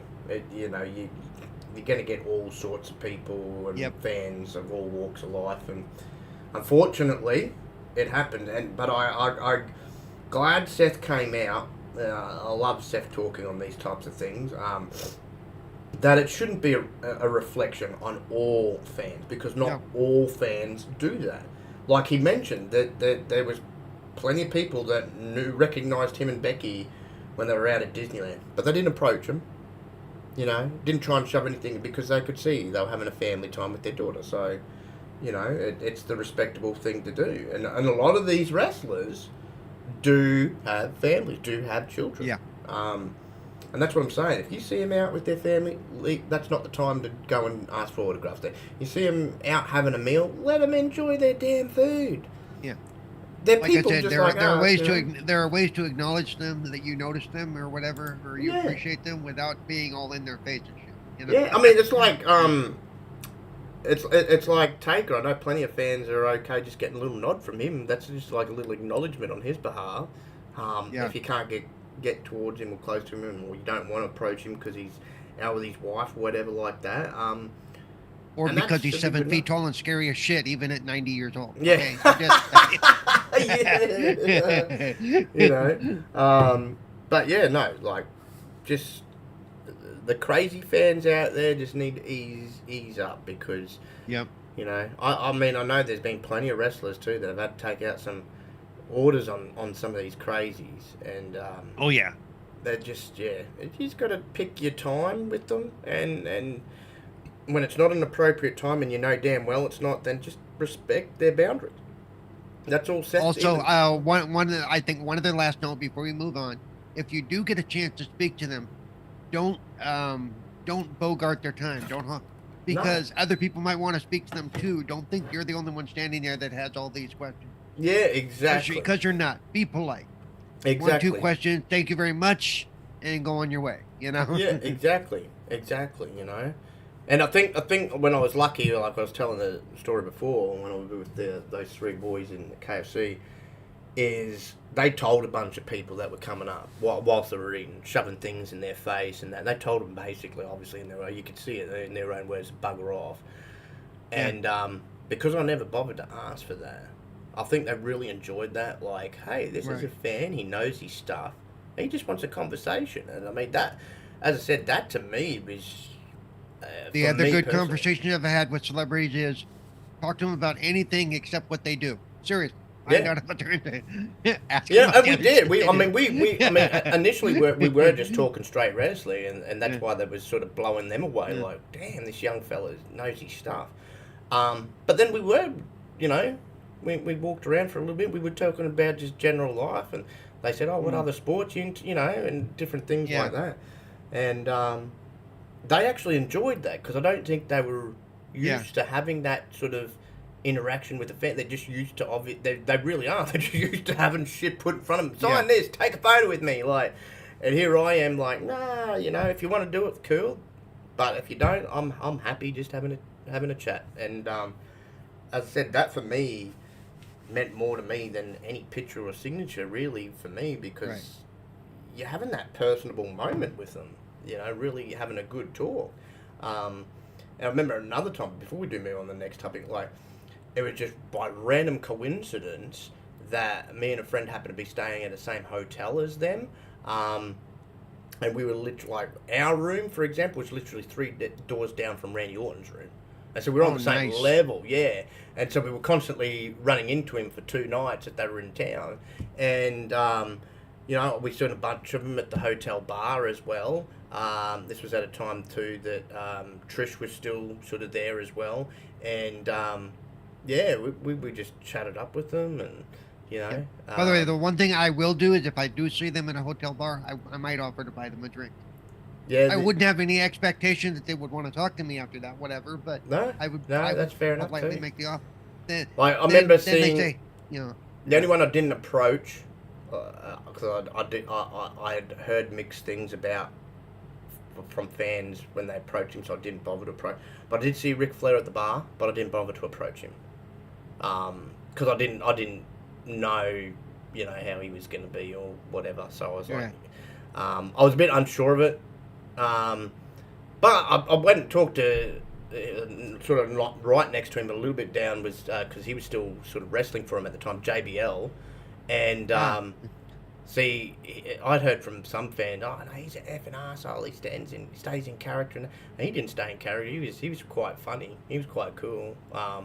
I think it all depends on how you approach them. And he was sitting there having a drink, having his beer, and But on a side note, another one of Vince's rules that's been canned apparently is, because it's happened twice in the last week, is them referring to each other as professional wrestlers. I don't know if you saw that article, because on air they I'm a professional wrestler. One male and one female said that. And Vince didn't used to like that because he liked the that they were seen as their characters. We've talked about this before too. Yeah, he wanted to refer to them as superstars or something like that. He didn't like the term professional wrestler, but at the end of the day, that's exactly what they are. I mean, yes, they're doing sports entertainment, but it's still pro wrestling, so... Yep. And the whole sports entertainment tag didn't come about till the 90s, remember? No, exactly. And I mean, I get that that's what they're doing, but it just doesn't sound right to call them a sport. It sounds better calling them a pro wrestler. Well, remember, because back then, like we talked about the guy with the mannequin head who used to go around and Al Snow, yeah. And he was in one of the Dark Side of the Ring. By the way, anybody who's watching or listening who's never watched that series, Dark Side of the Ring, there's some incredible stories in that series. Oh, bro, yeah. Oh man, one of my favorites is the Owen Hart one. That was really some of the stuff that has come out in that one. Oof. And there's some new stuff for the season too, because they're up to 4 seasons now. So it looks like they're still making. You have all the dark, like that program lives up to the name. Like all the bad stuff that Vince and all the sad stuff, including the Von Erich stuff. A lot of bad stuff that's come out in that show that Vince probably would have preferred to keep hush hush. I mean, I'm glad it's coming to light, and these wrestlers are speaking out about it. But they talk about the one wrestler we talked about the other day who got sentenced to a car accident that killed somebody, and I immediately thought they already had her episode, and Sunny I'd be coming about back her to and her boyfriend, husband, or whatever. That story was they actually it was done last year, so they hadn't had the sentencing yet. But they talked about the court case and all that. Yeah, no, you know. So yeah, if you're interested, if you really want to know some of the darker history of wrestling, go watch those episodes. Man. It'll tear you up. Oh yeah, interesting stuff. And you're not wrong. That is a great program. And I think they've, if I'm not mistaken, they've been renewed for another season. So that's good to see. Yeah. But here we go. Let's get into the last topic, even the nitty gritty here. NXT Deadline, which I'm going to give as a whole a C+. As I said, it wasn't NXT's best pay-per-view. Certainly wasn't the worst pay-per-view either that I've witnessed this year for sure. But I did think it was about a C+. Apart from a few matches, it just was a bit. And a certain wrestler. Can I say real quick? One thing that I noticed they didn't have as many matches. It didn't seem they worked more on the back end storyline stuff. Yeah, it was kind of one of those pay-per-views that really, it was just setting things up for their first pay-per-view for next year. It was almost like, if you missed it, here's what's been going on. But I will say, two big things that came out of this pay-per-view. I know one, you would have been over the moon the minute the bell rang. Which we're going to talk about in a second. But another match, there was a wrestler that was found out. Lack of a better term. They are horrible and they need a lot of work, and I kind of had a feeling about this when the certain wrestler was in AEW. They weren't that great. They were kind of hidden by being in a tag team. Now they've been found out, so we'll touch on that particular wrestler here in a minute. But of course, we had the pre-show match, which, man, I wish it wasn't on the pre-show. It was a hell of a match. And I mean, we've seen matches between these two before where they just go off the rails. Axiom, is that the match that got delayed because of the girls fighting last week? I think so. Axiom and Nathan Fraser. Man, yeah, that was a hell of a match. It was insane. Every time those two verse each other, it is just crazy. They have such good chemistry in the ring. They're both fast-paced, so the match is quick going. Like, it's blink and you miss. Man, these two they lit the fans up. Like, they got them going. And as I said, that was the one match on the pre-show before the main card started. But damn, that was a fine match. It was one, actually, and it's funny, even though it was on the pre-show, it was one of my favourite matchups of the night, because these two just, wow, they can put on a show. Two of the best high flyers in the business today. Just crazy stuff. Then, of course, here we go, and I know you're going to have some things to say about this match, and it finally happened. Isn't it funny what happens when Judgment Day isn't around? Dragon Lee finally dethroned Dirty Dom and took home the North American Championship. Good match. I thought that was awesome. I thought it was a very good match. Yeah. But man, it was. I'd been saying, I felt that they hadn't really done Dragon Lee justice since bringing him in. They made a big deal out of him, and it seemed like he was losing more than winning. And I'm glad that they finally gave him this recognition and this, he deserved this. We know he went for this championship a couple of times before, obviously fell short because of outside interference. I don't know. There was rumours saying that she was meant to be there and come out with him. I don't know what exactly the case was, but look, Rhea wasn't there with him. But this was good. It was about time, I think. Look, he had a nice little run with the North American Championship, which has helped develop his character more and get that hate going more for him. And he matched up very well with Dragon Lee. As I said, he is getting better and better. With every match I see Dominic Mysterio, he is getting better and better. And I didn't think that was possible at one point in time. But no, he is. And that was a good match. It was a good little follow-up match. But I was just so happy for Dragon Lee, man. He needed this big win, in my opinion, if they're going to continue to build momentum with him. One thing I like that they did, one thing they missed out on. Ray did not get involved in the match. He was out there. Yeah. He was at the table. But they didn't have him talk, or his son go. There was nothing. They didn't move any of that forward at all, which I thought was weird. No, I thought that you might have seen that. Dom didn't even acknowledge that his father. Dom didn't even acknowledge that his father was out there, which. No, and I thought he might have done the whole dummy spit at the end because he lost, and then gone over and slammed the desk or something, and try and start something with Ray. But maybe they didn't do it because Ray's currently injured. He's on one leg. Yeah, could be. Yeah. Maybe that's the only reason. And then, now this is outside the match, but on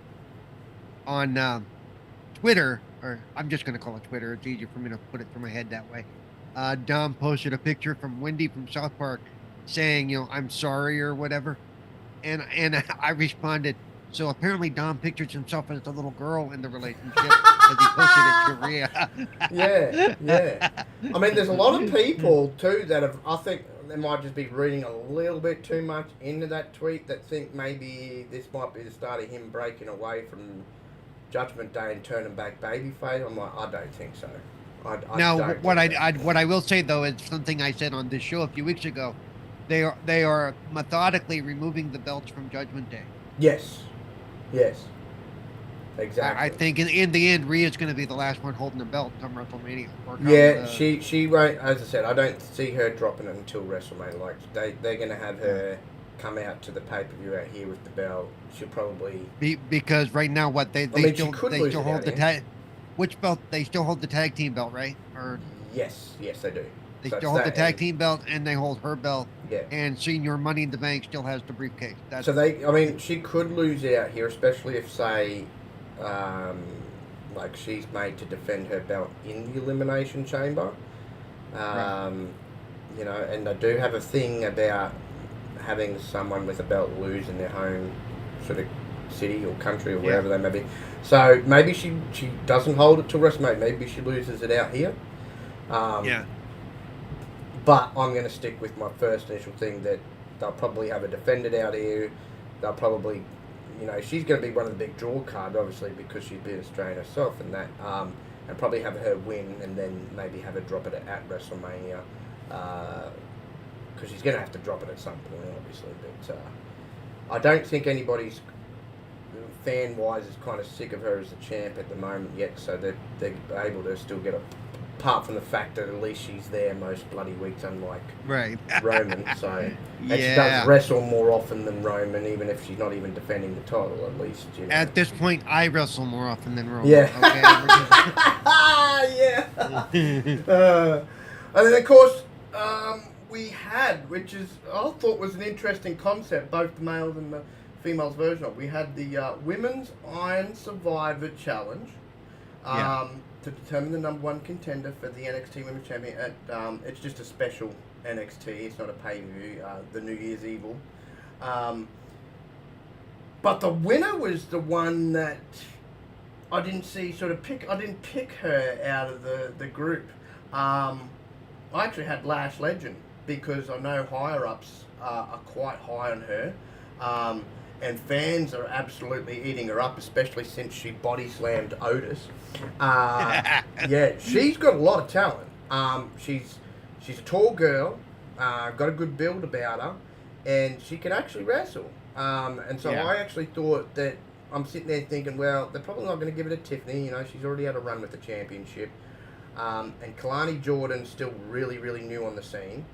So my first choice was Lash, and then I thought maybe they're going to start to push Fallon Henley, because they were doing that thing where they were kind of pushing her a bit over Tiffany Stratton, and she imitated her. That was my second choice. I didn't even see Blair Davenport coming out on top, but granted, not disappointed with it. It was a great match, not disappointed with the winner. It's someone going to be new into the NXT Women's title scene. she plays a very good aggressive heel. But yeah, but how about you?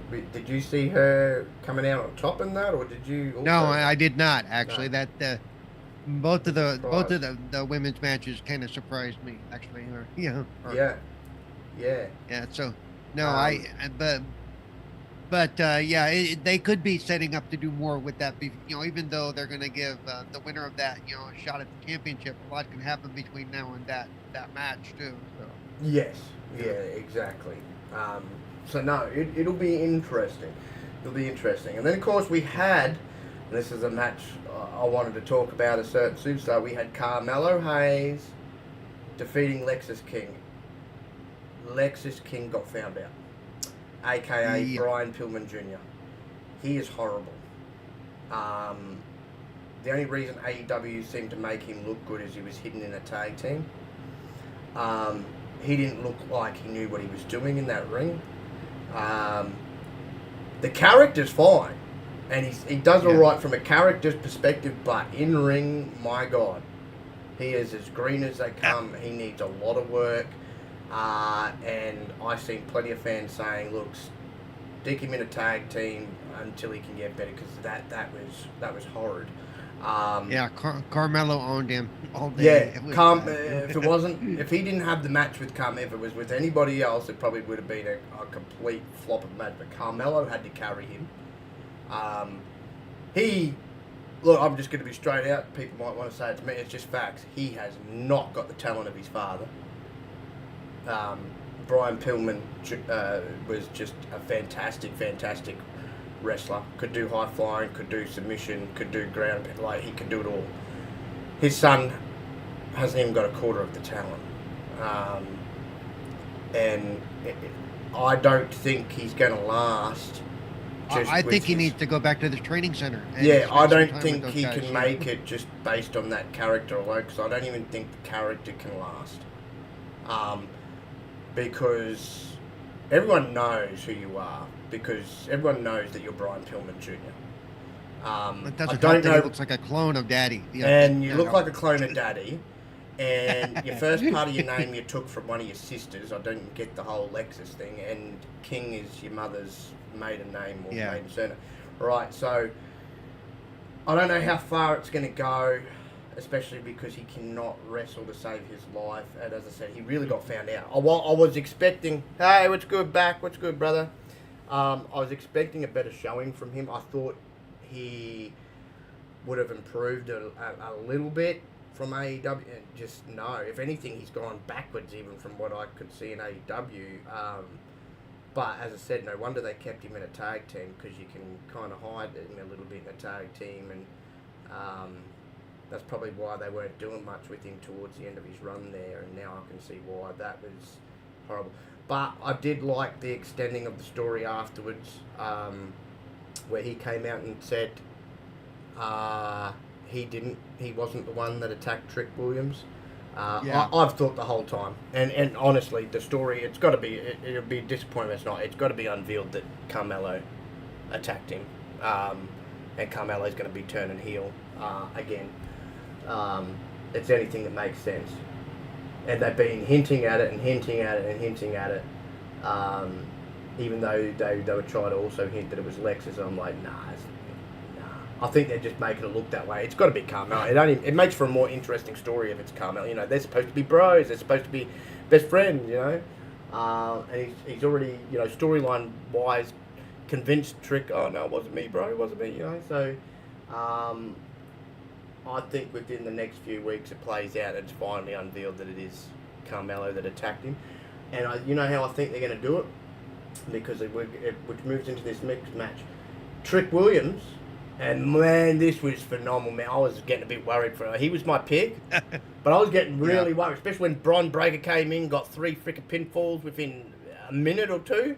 That was wild. That was poor Trick. It was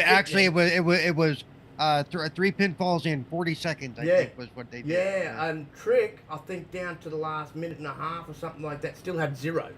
Right, I'm sitting there going, oh no, he's not going to win this, and I started thinking, okay, it's either going to be Brian or Tyler or Dijak. you know, because they were all tied for 3, and then Briggs had 2.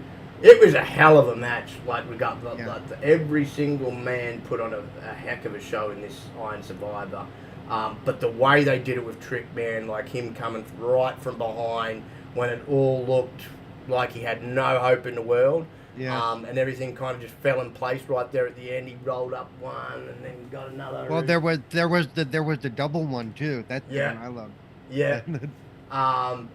And look, I think he got the championship match against Dragunov, as we know now, at New Year's Evil. I think the reason why Dragunov will beat him in that match is that's where they'll unveil it. I think Carmelo is going to cost him the title. I could see that. And I think more so, and it annoyed me that they cut to black, but we seen him come out at the end, and who was following up behind him that I don't even know if he realised was coming up behind him. And I think we all were thinking, oh, is he going to attack him here on the rampway? Carmelo was sneaking up behind him, right? Yeah. But no, that was a great match. And I loved the concept of the Iron Survivor, like how they did it with the whole penalty box thing as well. And it was coming down to like a point system based on pins and stuff like that.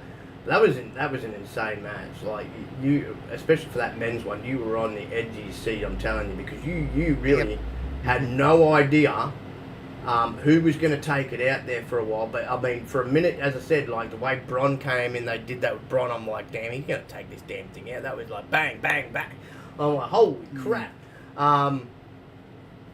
And I was like, please don't have him win, because he doesn't need it. He's done everything. He just needs to be moved up to the main. He really does. He needs to be moved up to the main roster now. He's done everything he can in NXT. And there's been rumours and rumours and rumours that he is one of the names that they're looking to bring up. So I dare say they're going to bring him up. The same with Carmelo, because if you don't know or didn't remember, Shawn Michaels announced he is, Carmelo Hayes is the NXT superstar that's competing in the what is it, is it the US title tournament? I think so, yeah. So it's been announced Carmelo, but I mean he's still got to finish out the storyline with Trick Williams first before he fully moves up anyway, so he probably ain't going to be winning the US championship not yet, but no, there's been rumours for ages that he's supposed to be brought up to the main roster and join Bobby Lashley's team with the Street Profits, which would make a lot of sense. He'd fit in with them. So, no, great match with the Iron Survivor. And I'm guessing this is the second match, women's match, you were talking about that you didn't see the outcome coming. A hellacious steel cage match. These two women really beat the crap out of each other, bro. These two women beat the crap out of each other. I thought there's one shot where what's her name's fingers are in the cage. Oh, and it looked like that really made contact, and that really had to sting. Dude. Like that was unbelievable by both girls, and I didn't really think that there needed to be interference by that other random chick that showed up to help Kiana at the end, but Kiana got the victory, which was a bit of a surprise, but in saying that, she is the heel here, and that kind of keeps that story going. I don't think these two are finished with each other by a long shot. No.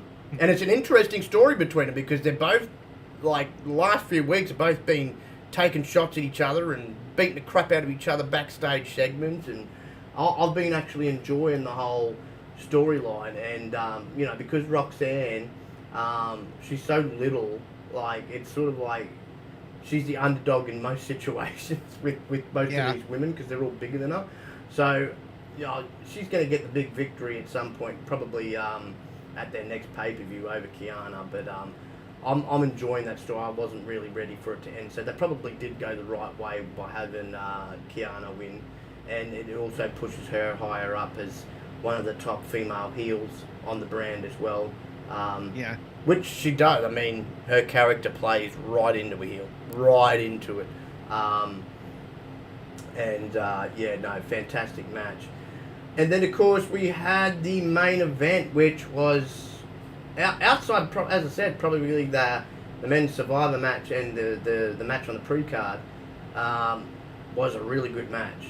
One of my favourites, which was Dragunov defeating Baron Corbin. Man, I'm telling you, there was a few moments in that match where it did, as a fan, it got you thinking, like, oh, you know, are they going to give the win here to Baron? Like, he was really bringing it to Dragunov. And we know Dragunov loves pain and he can take the punishment, and they really went with that in this match. Like, because Baron was messing him up, man. Like, oh, bro, he was just tossing him around early in the piece, and Dragunov, the way he was like, you know what, I'm going to make sure this is a definitive victory. And just like those elbow shots, bro, where he's like jumping up and oh my, every time I watch him do that, I'm like, that's got to hurt to a degree.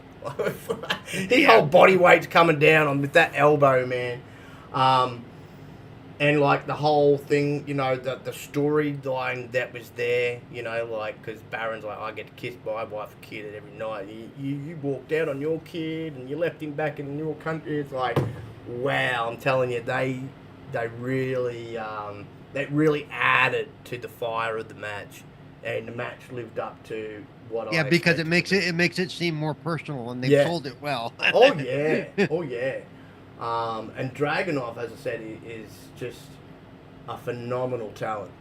Baron Corbin really, again, like, if anything, really helped Dragunov even more so get over as like the ultimate tough guy of NXT. Like, you can throw everything you can at this man, including the kitchen sink, and he's still going to get up and keep coming at you. And that's why I've loved Dragunov's, like, this matchup with Corbin, and I loved his prior feud that he had with Dijak, because both guys really brought out the best in Dragunov and really have showcased him as one tough SOB. Like, really tough SOB. Like, this man has got one hell of a pain threshold. And the only way you're going to stop him is if you literally damn near kill him. That's the only way you can stop him. That's what... See, I don't know if you see it, but I'd like to see him in the main roster. The matches with him in the main roster that really look solid would be... And see, the good thing with Dragunov is I can already see, I know he's been a babyface this whole time, but I could easily see him... Oh, I could easily see him going dirty. Side. Easy. Oh, yeah. I mean... You know, he is from a European country, and 9 times out of 10, they always portray the Europeans as the heels. Well, I mean, look at Gunther, for example. His general look looks like he should be a heel. Yeah. I think just in NXT, the fans just eat him up.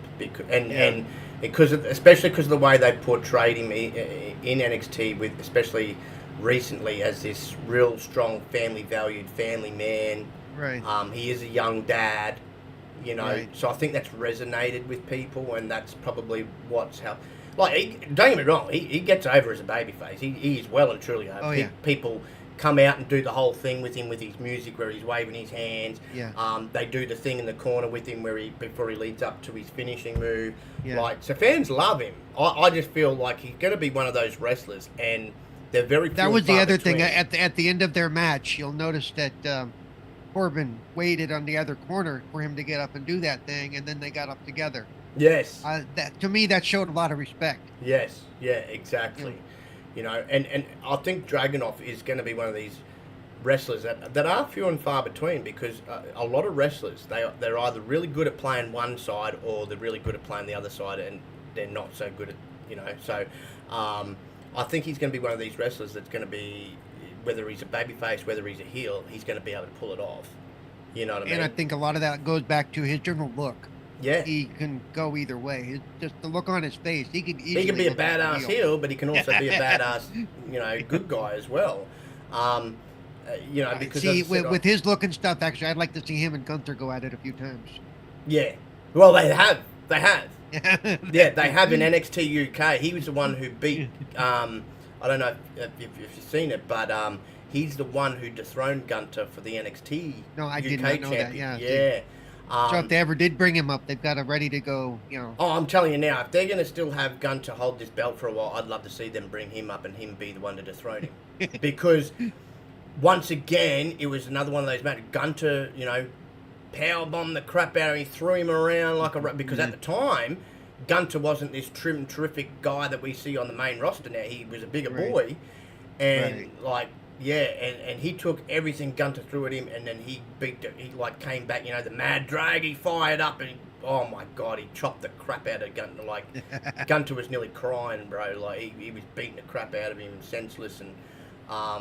the first matchup they had Gunter go over, and then he came back because he got injured, and he came back, and Gunter's like, "Oh, I already beat you," and then Dragunov went over him, and that's how he got the NXT UK Championship. But that was a hellacious feud, man. So I would love to see that feud continue on the main roster, and if anything, that would be the first feud I'd throw him in, because he's already a babyface. Gunter's already the heel, so it's already there.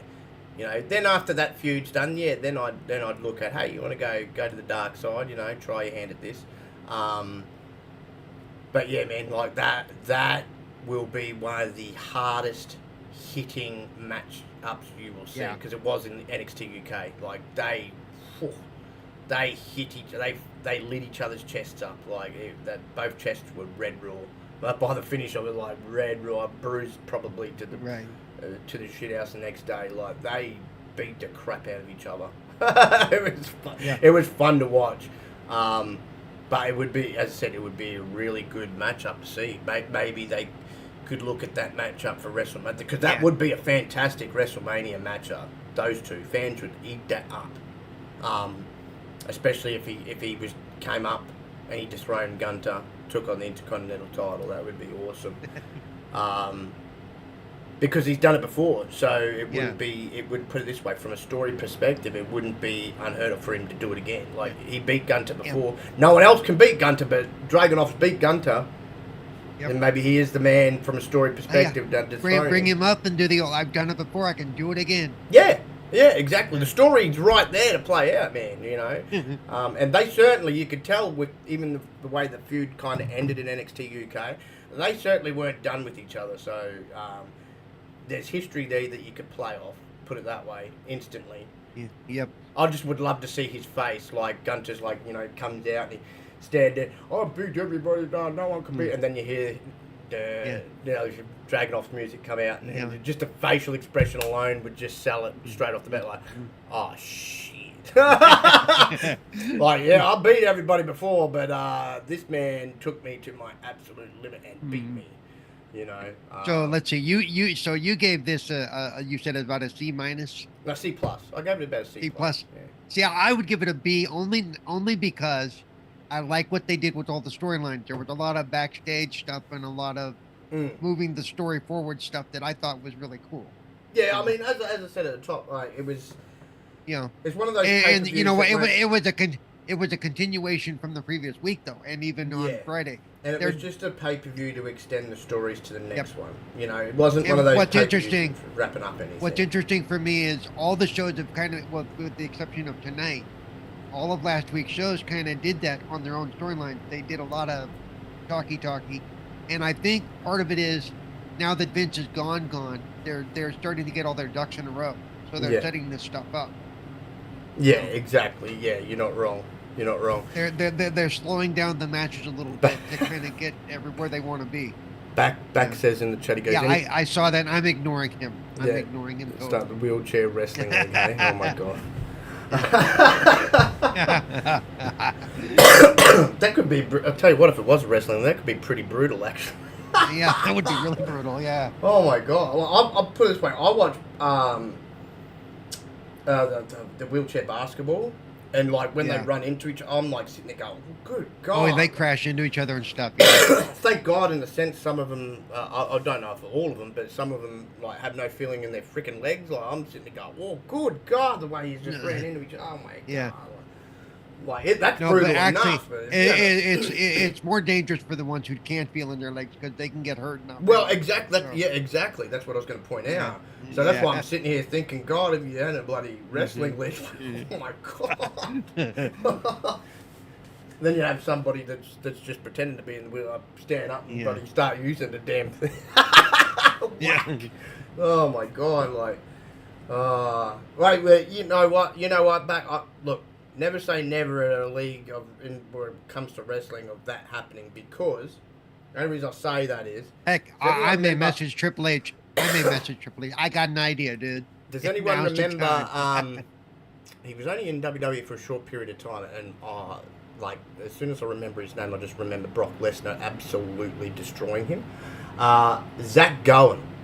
He wrestled during the Ruthless Aggression era for a short period of time. One leg. Literally one leg. He was light, and I just remember Brock destroying him one night with fucking F5 after F5. I was like, oh my god, this poor kid. He kept doing the F5 with the one leg that he had left, like, around the ring. I'm like, oh my god, he's going to be, like, completely no legs. Like, I was waiting for that leg to just come flying off the way Brock was just, oh my god, yeah. I was like, good God, Brock's going to rip that other leg off and beat him with the damn thing. Like, poor guy.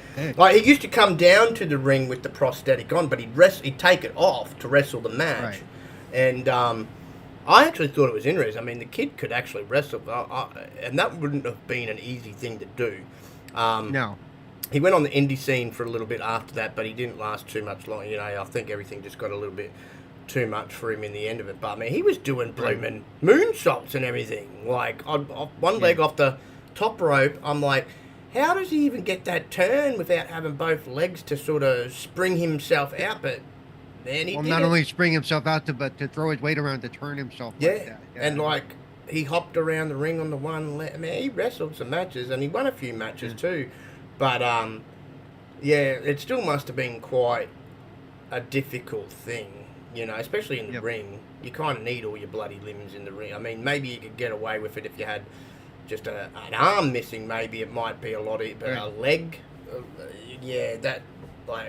would have been hard. And he admitted it was. It was. See, I might have brought him in later as a manager, and to have him interfere, he takes off his leg and starts beating you with starts beating you with the leg. He did it a couple times too, actually. He did. He hit people with the leg. I'm telling you. I'm like, I would have done the same thing, bro. If I was in his position, I would have used the damn thing as a weapon. You know, God, if it was Cowboy Bob Orton, he certainly would have used it every single time. Yeah, just like he used that damn cast when there was nothing wrong with his arm. But no, man. Other than that, like the pay-per-view, as I said, it was all right. Did what it needed to do. Takes you into the new year. Sets everything up, obviously, for that NXT special, that New Year's Evil, which is usually a pretty good... I mean, it really should be a bloody pay-per-view, but it's really usually a good event, and usually they have most of the belts on the line.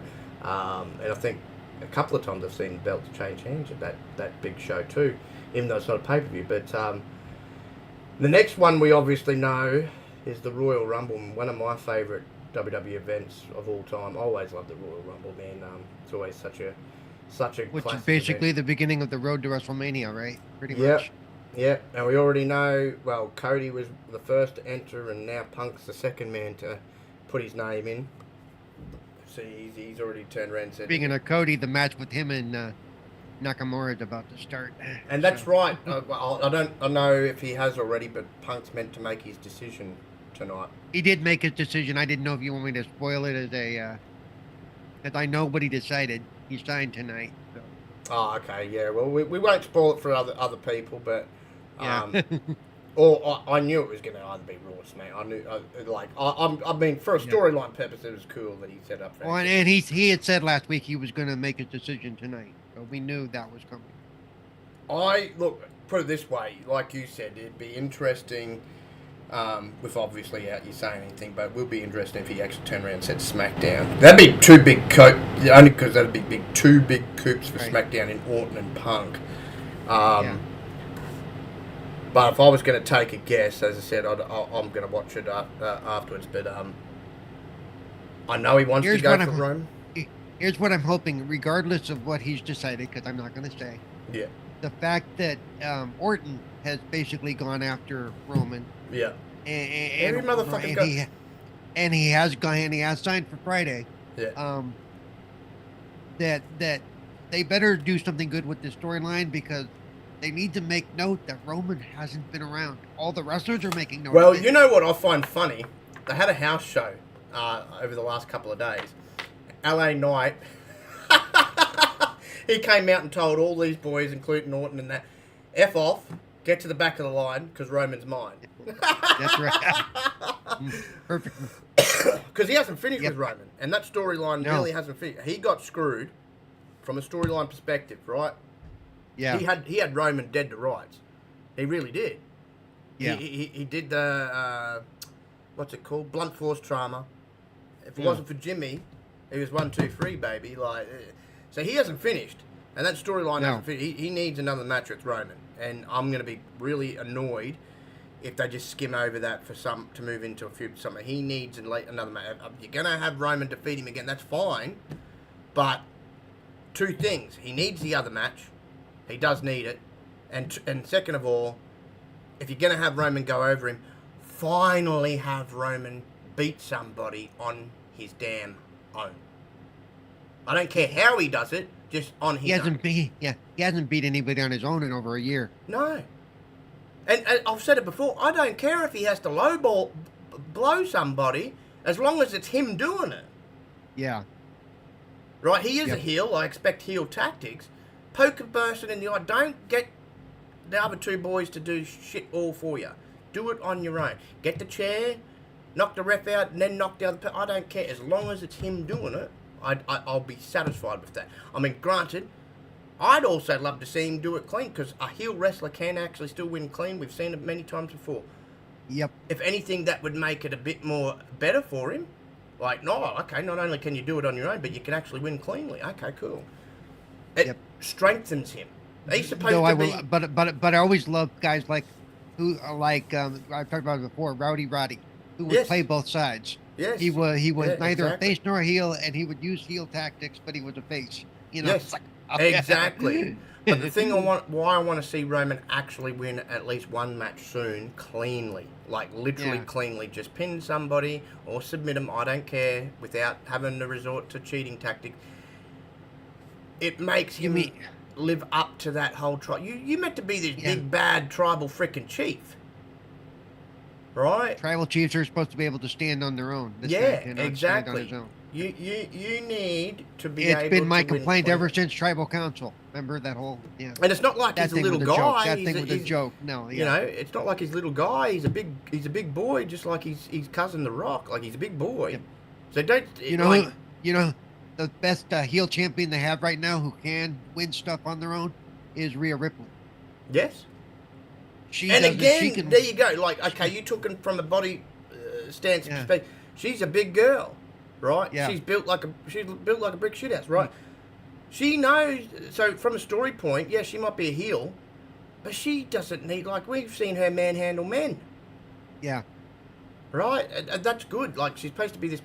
Right, why can't Roman be portrayed that way? As I said, he's not a little guy. There's quite a lot of superstars on that roster he could manhandle. You know? Okay, maybe he won't manhandle LA Knight, because LA Knight's not a small guy either. But, like, I could see Roman's storyline perspective and believability perspective thrown around Seth Rollins like a ragdoll, because he's a bigger build. Yep. You know, Rey Mysterio. Easy, throw me around like a ragdoll. You don't need no one's help. Right. Randy, the way those matches work out, those guys like Seth and guys like Cody are faster. But the thing I'm interested in, right? You've got LA Knight, you've got Roman Reigns. Let me rephrase that. You got LA Knight, you got Cody Rhodes, you got CM Punk, all have aimed up at Roman. So who out of them are you going to have dethrone him? Yeah. Oh, sorry, and Randy Orton. Sorry, fourth day. Yeah. You got four guys. Who out of those four are you going to have dethrone him? Now, I still think, granted, I'm a fan of Punk, I'm a fan of LA Knight, I'm a fan of Randy Orton. I still think it should and need to be Cody, and I'm a fan of Cody, but it needs to be Cody. Yeah. Just for that purpose. For me, Cody's earned that right at this point. Yeah. Yeah, it does. But now that Punk and Orton are back, I'm just not so sure now. Like, I was, before they came back, I was sure that that's the direction. I was like, okay, they may give LA Knight another run. They'll have Roman, of course, beat him again to end that story. Then we're going to get back to the whole Cody finishing his story. Cody's going to do it. Since these two boys have come back, though, now I'm not so sure. It really... Especially now, because we're getting things like, what's his name told him, remember, Paul Heyman used to be my, you know. Yes. Right. Yeah. Right. Yeah. So, I still think Punk needs to be going after Seth. That storyline's already writing itself. It's been there working away for the last couple years because they've both taken pot shots, even though they've been in different companies. Right. And then obviously Seth's reaction that was caught, even though it was put on because he's trying to get that shot. That's where I think it needs to go, and that's where I think he needs to go first. And look, you have him beat Seth for the title. I'm cool with that. But that's where he needs to go. That's where Punk's storyline needs to go. Yep. But then that still leaves Cody, Randy, and LA Knight. And the thing is you've got a huge returning superstar who looks $1 million, who it's been a while since he has been a world champion, and I'd love to see him become a 15-time world champion at some point. Who the fans are just eating up right now. You still got LA Knight with all the momentum in the world. You still got Cody Rhodes as over you can get. Yep. I'm interested in which direction they're going to go because we always know, especially when it comes to WrestleMania, that plans are constantly changing. What may have been the plan 6 months ago may not be the plan right now. 6 months ago might have had Cody penciled in to take Roman at WrestleMania. Now it could be LA Knight, or now it could be Randy. Or hell, for all we know, it could end up being Punk. I don't know. These two returns have really thrown a spanner in the works. It really has. As I said, before the returns, I was so sure, about 99% sure the direction was definitely going to be with Cody. But I like the fact that we're not sure now. I've said that before. Yeah. I love the fact that we don't know where they're going to go at this point. I do. And that's what I love, that unpredictability in wrestling, because we don't get it enough these days.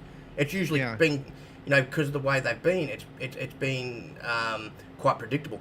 But this unpredictability is taking me back to the Attitude Era, where you had so much unpredictability. You didn't know who the hell was going to win what on any given night. And that's what I want to see come back as a wrestling. That gets your excitement going. That gets your blood flowing. Instead of just churning into Raw or SmackDown, whatever program you're watching, going, she's going to beat her, he's going to beat him. I love it. Well, and even Twitter and the interwebs are not being able to spill what's going to happen, because nobody seems to. At least with WWE, they're not. WWE's really tightened the ship, which is good. AEW is still getting leaks left, right, and center, but WWE's really tight. And that's why WWE right now is getting really, really, really good again. Like every single, me and you for so long were saying, NXT was the most watchable thing, and the other two weren't. Now all three are very, very watchable. Tune in, must see. What the hell's going to happen? Yeah. And I love it. This is all thanks to Triple H. He lived and worked through the Attitude Era. He knows how good that unpredictability plays out, and how it draws in the fans.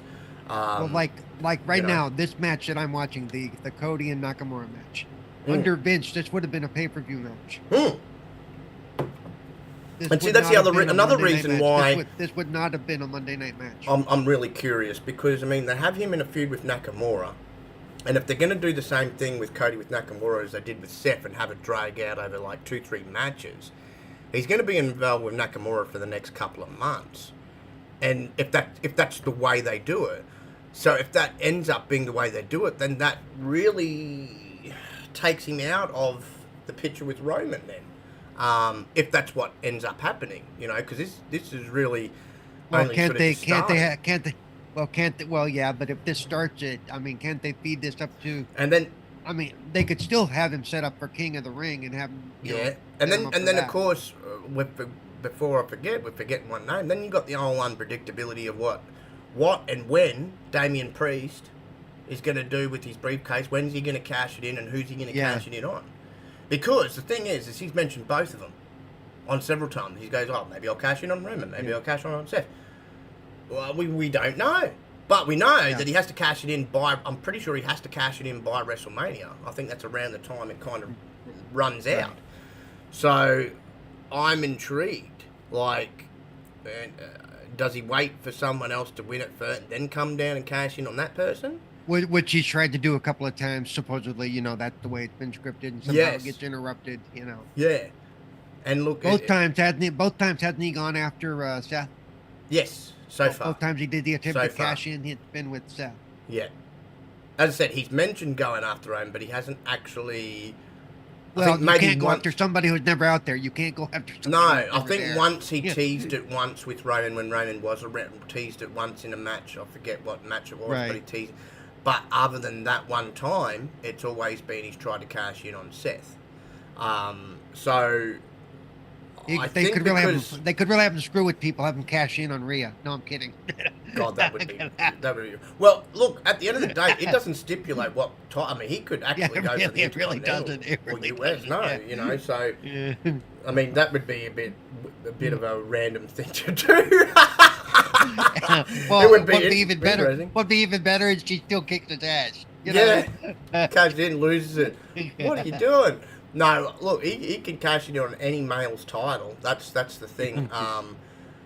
So, I mean, there's nothing really stopping. Maybe he starts thinking. See, that could make it intriguing too. Like, okay, I've tried cashing in a couple of times for these big belts and it's not getting anywhere, and I want to make sure I win the damn title with it.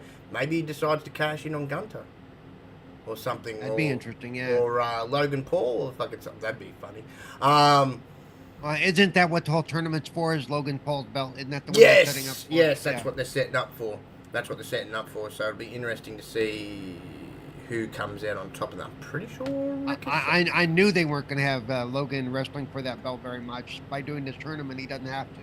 No. But I'll give him one thing over Roman. At least he's showing his face a bit more. So that's something. At least he's showing up to the events. Yeah. Yeah, that's something. You know. And that's a typical heel thing to do, but at least he's showing up, at the very least, whereas Roman's having bloody months and weeks off here and there and everywhere. Yeah. So you kind of forget that that SmackDown's even got a world champion. Yeah, the only reason you do is because they mention it every chance they get.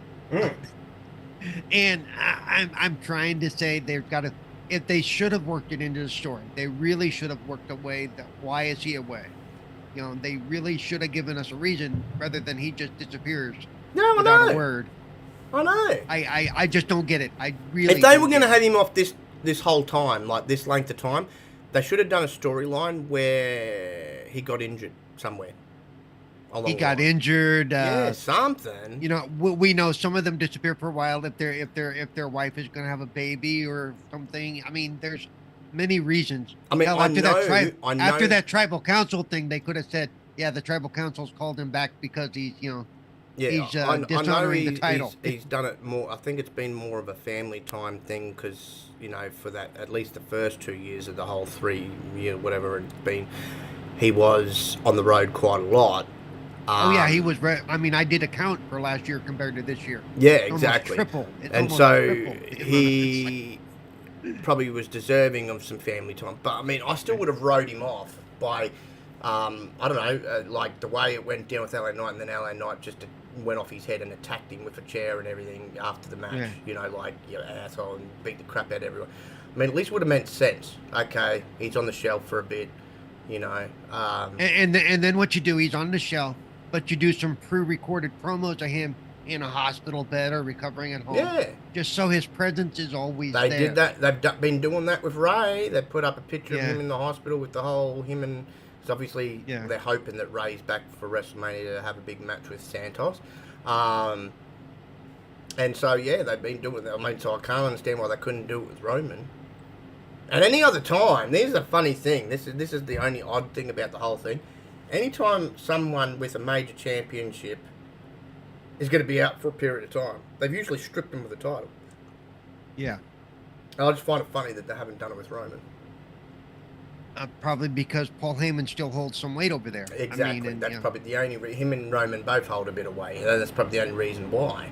Right. And we all know why they ended up coming up with Seth's title, because it's the only world title that's being freaking defended. Yeah. You know? And so they needed something, because that's half the reason why fans got bored of Roman. Is like the title's not being put on the line enough, and he's not wrestling enough, and... You know, if this is why I believe that the minute he drops it, he's probably going to not be seen for a while. That's when he's probably going to go off to Hollywood and start doing some movies because he's already expressed that that's what he wants to do. His being absent is helping drive up CM Punk. It's helping drive up LA Knight. It's helping because that's all they're doing. It's helping set the tone for the Usos for their single careers. The only one I'm just saying because, like, especially LA Knight going, you're not here, and I'm the fastest rising superstar. The only one that's not benefiting, I think it's more because without Paul Heyman, he's really nothing. Is Solo? I think Solo will have to stay in a tag team with Jimmy or something like that because I don't think he's going to make it on his own. Yeah. He doesn't have a personality. No, he doesn't. He really doesn't, which is really weird considering he's another Rikishi's kid, and Rikishi had all the personality in the world. Obviously, the Usos have got a lot of personality, but the baby of the family got absolutely zero personality. Yeah. But you know what? I don't know if it's because he can't or just because he doesn't. I mean, I'm not sure. Yeah, I don't know. The only way he could work Solo is if Paul Heyman's going to permanently be his manager. And they treat him like a boss. And even then, they treat him like a boss. He's got to get more. He's got to get Mike skills or something, and lose whatever that fucking thing he does with his thumb. I'm going to better finish. Yeah, if he goes solo, he's going to have to play on words of his name. If he goes solo, if he goes solo, he's going to need a. If he goes a singles route, he's going to need a better finisher because that's just not going to cut it. And why is the thumb wrapped? I mean, does he suck it too much? What? I don't understand. I don't know. Maybe. Well, I mean, John Cena had a great analogy for that. He sticks it up his bum.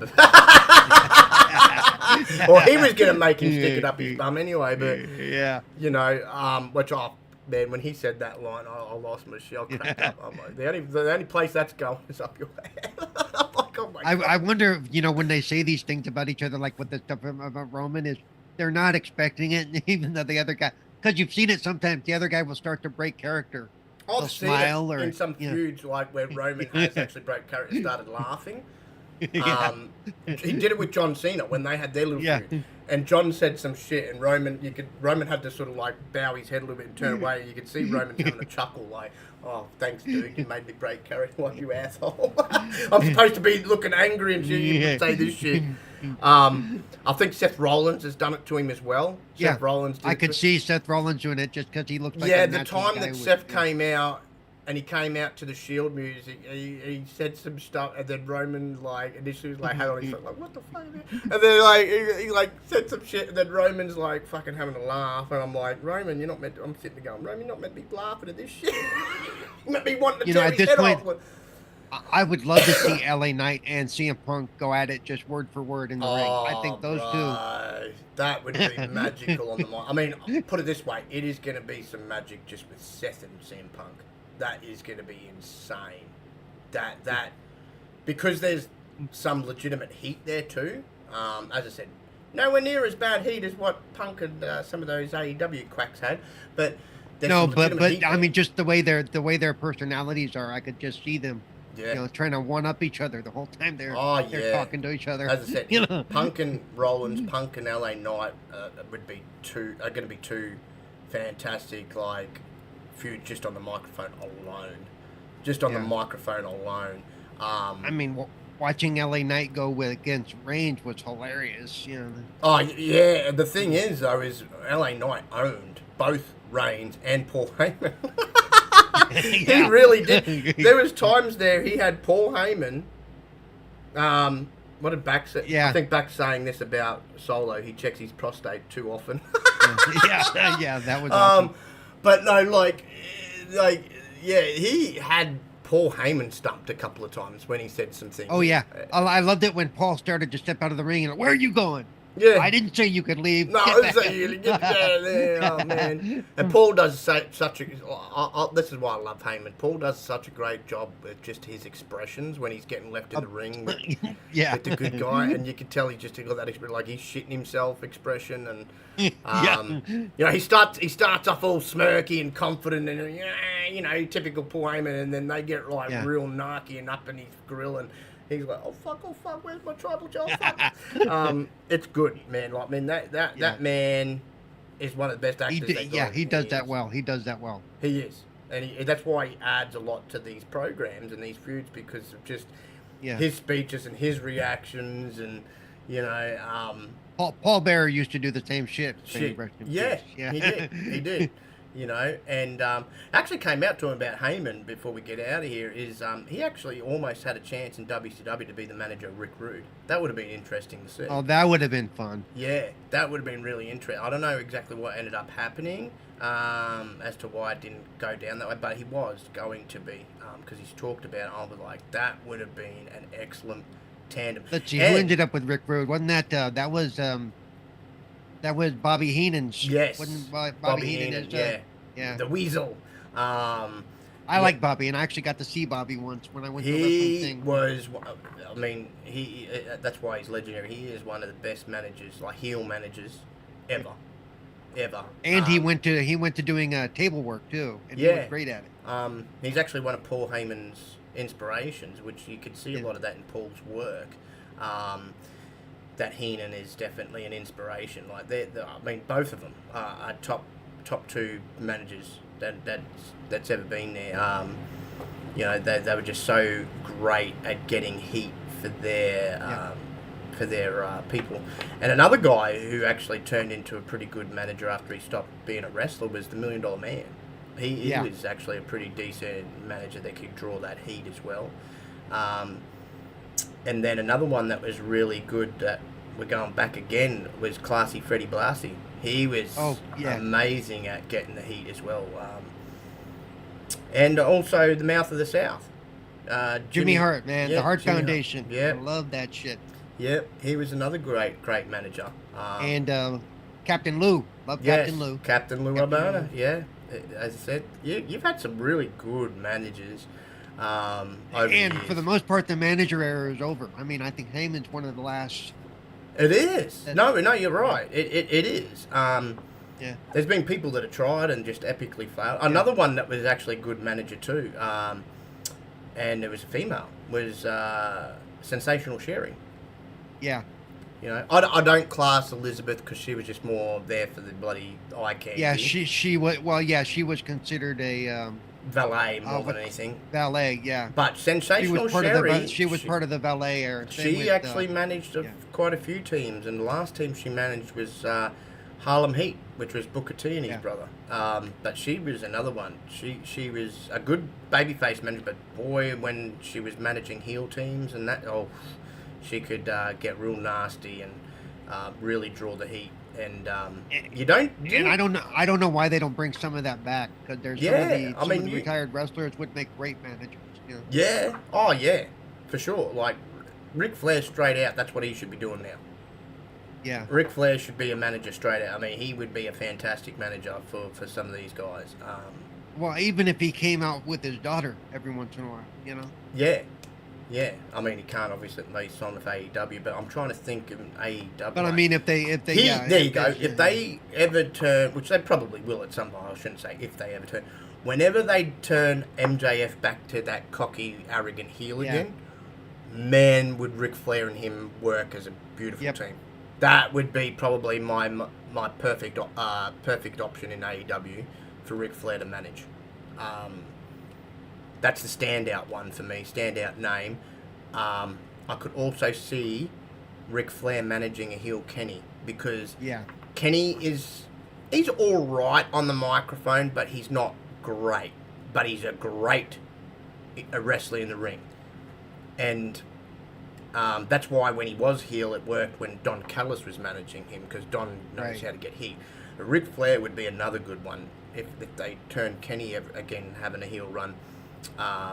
And since they got Flair on a multi-year contract, I'd have Flair managing him, because Flair could do the talking for him. Like, this is the god of pro wrestling. No one's better than him. Mind you, I mean, you could have him manage bloody the new one they bring in, who's technically the best wrestler in the world right now, Will Ospreay. He's another one that he's not too bad on the mic, but he's definitely in ring talent is leagues above his microphone work, and so a manager would be beneficial. And Don Callis. And I like managers in general, because they add another, they add another layer. They add another layer. They add that unpredictability too, because as we know, 9 times out of 10 they get involved somehow. Even if it's just doing what Paul does, getting up on the apron, just, going off his nut, distracting the ref. Who was the Chinese one, Mr. Fuji? Mr. Fuji, yeah, bro. Oh man, he was a nasty little man. Like he was, bro. He was. And you know what's funny? Teddy Long, before he was ever a freaking general manager, was a manager of wrestlers. Back in the day, he was a manager first. Yeah. Then he was a referee, and then he started doing the roles of being the general manager of SmackDown and stuff. He wasn't a bad little manager either. He's probably a tier below, like the Paul Heymans and Bobby Heenans and that, but he still wasn't a bad little manager. But yeah, man, like you've had some good. But I remember, Fuji was basically the wrestling version of Odd Job from Jim Yes. Oh, he was good, man. He was good. He was annoying too. That was the good thing with him. Like, and you kind of got that as a fan, like, he's just like a little pest. But like, no, I'm with you. I want to see more. And at the moment, we've only really got Paul Heyman in WWE, and we've only got Don Callis in AEW, and they're probably the two best right now to do it. We haven't got enough managers, so I'd definitely like to see more. Like I could see, say for example, because we know he's a good talker. When the Miz finally hangs it up, he'd make a good manager. Yeah. He really would. He can talk. He can draw that heat. He's got that Weasley personality, like Bobby Heenan. For the females of the crowd, I think, in many years from now, when she retires, Rhea could come back as a manager. Yeah. Yeah, very much so. She almost fills that role now, kind of, for her team. Yeah. She really does. Trish Stratus proved in a short little time that she could be a really good heel manager. And it's funny, before she was even a wrestler, she was a heel manager for, what was the tag team called? TNA, Test and Elbert. Okay. Yeah. But she was doing a really good job at managing Zoe Stark, and they're both acting as brash, cocky little heels. I'm surprised they don't use her more in that role as a heel manager. Like, she really actually did a pretty decent job. And, we say all the time, they never really bring back and showcase these older female wrestlers that could be doing something. And Trish, as I said, would be fantastic in that role. She proved that with Zoe Stark during that feud with Becky Lynch.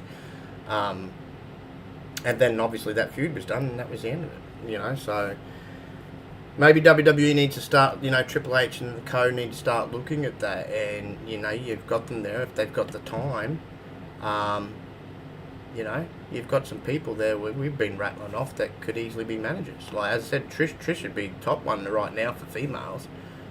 So that, you could pair her like you said, especially bring for the guys that don't have the ability, don't have a good mic ability, that could use a manager. Yeah, exactly. Because, I mean, you've only got Paul Heyman there, and he can't manage everybody.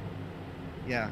He can only manage one, maybe two guys at the same time. Like, I do say two guys because he was managing Brock and CM Punk at one point at the same time. But right. You don't want to put too much on the man's plate, So you need more. And surely there's got to be people out there that don't want to be wrestlers, but they want to be managers. And they need more of it. It just adds. It adds to the intrigue and interest. That's yeah.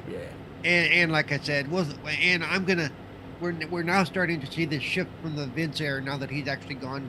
So it's going to be interesting to see what they do. Yeah, exactly.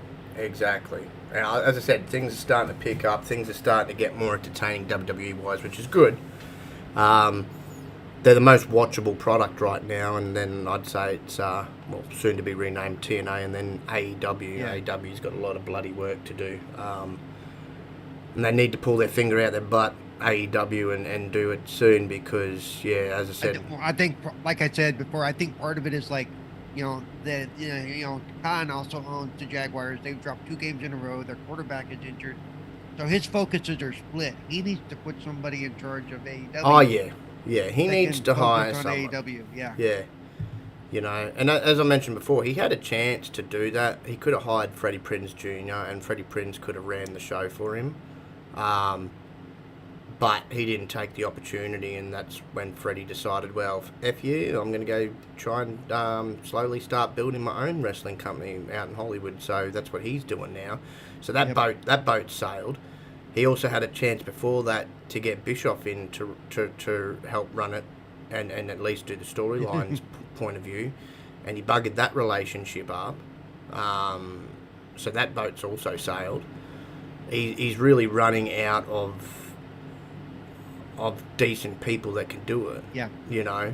And if he ever finds someone that's a good enough writer and a good enough person to put in charge like that, and he doesn't take the opportunity, then we're going to keep getting this same crap every week.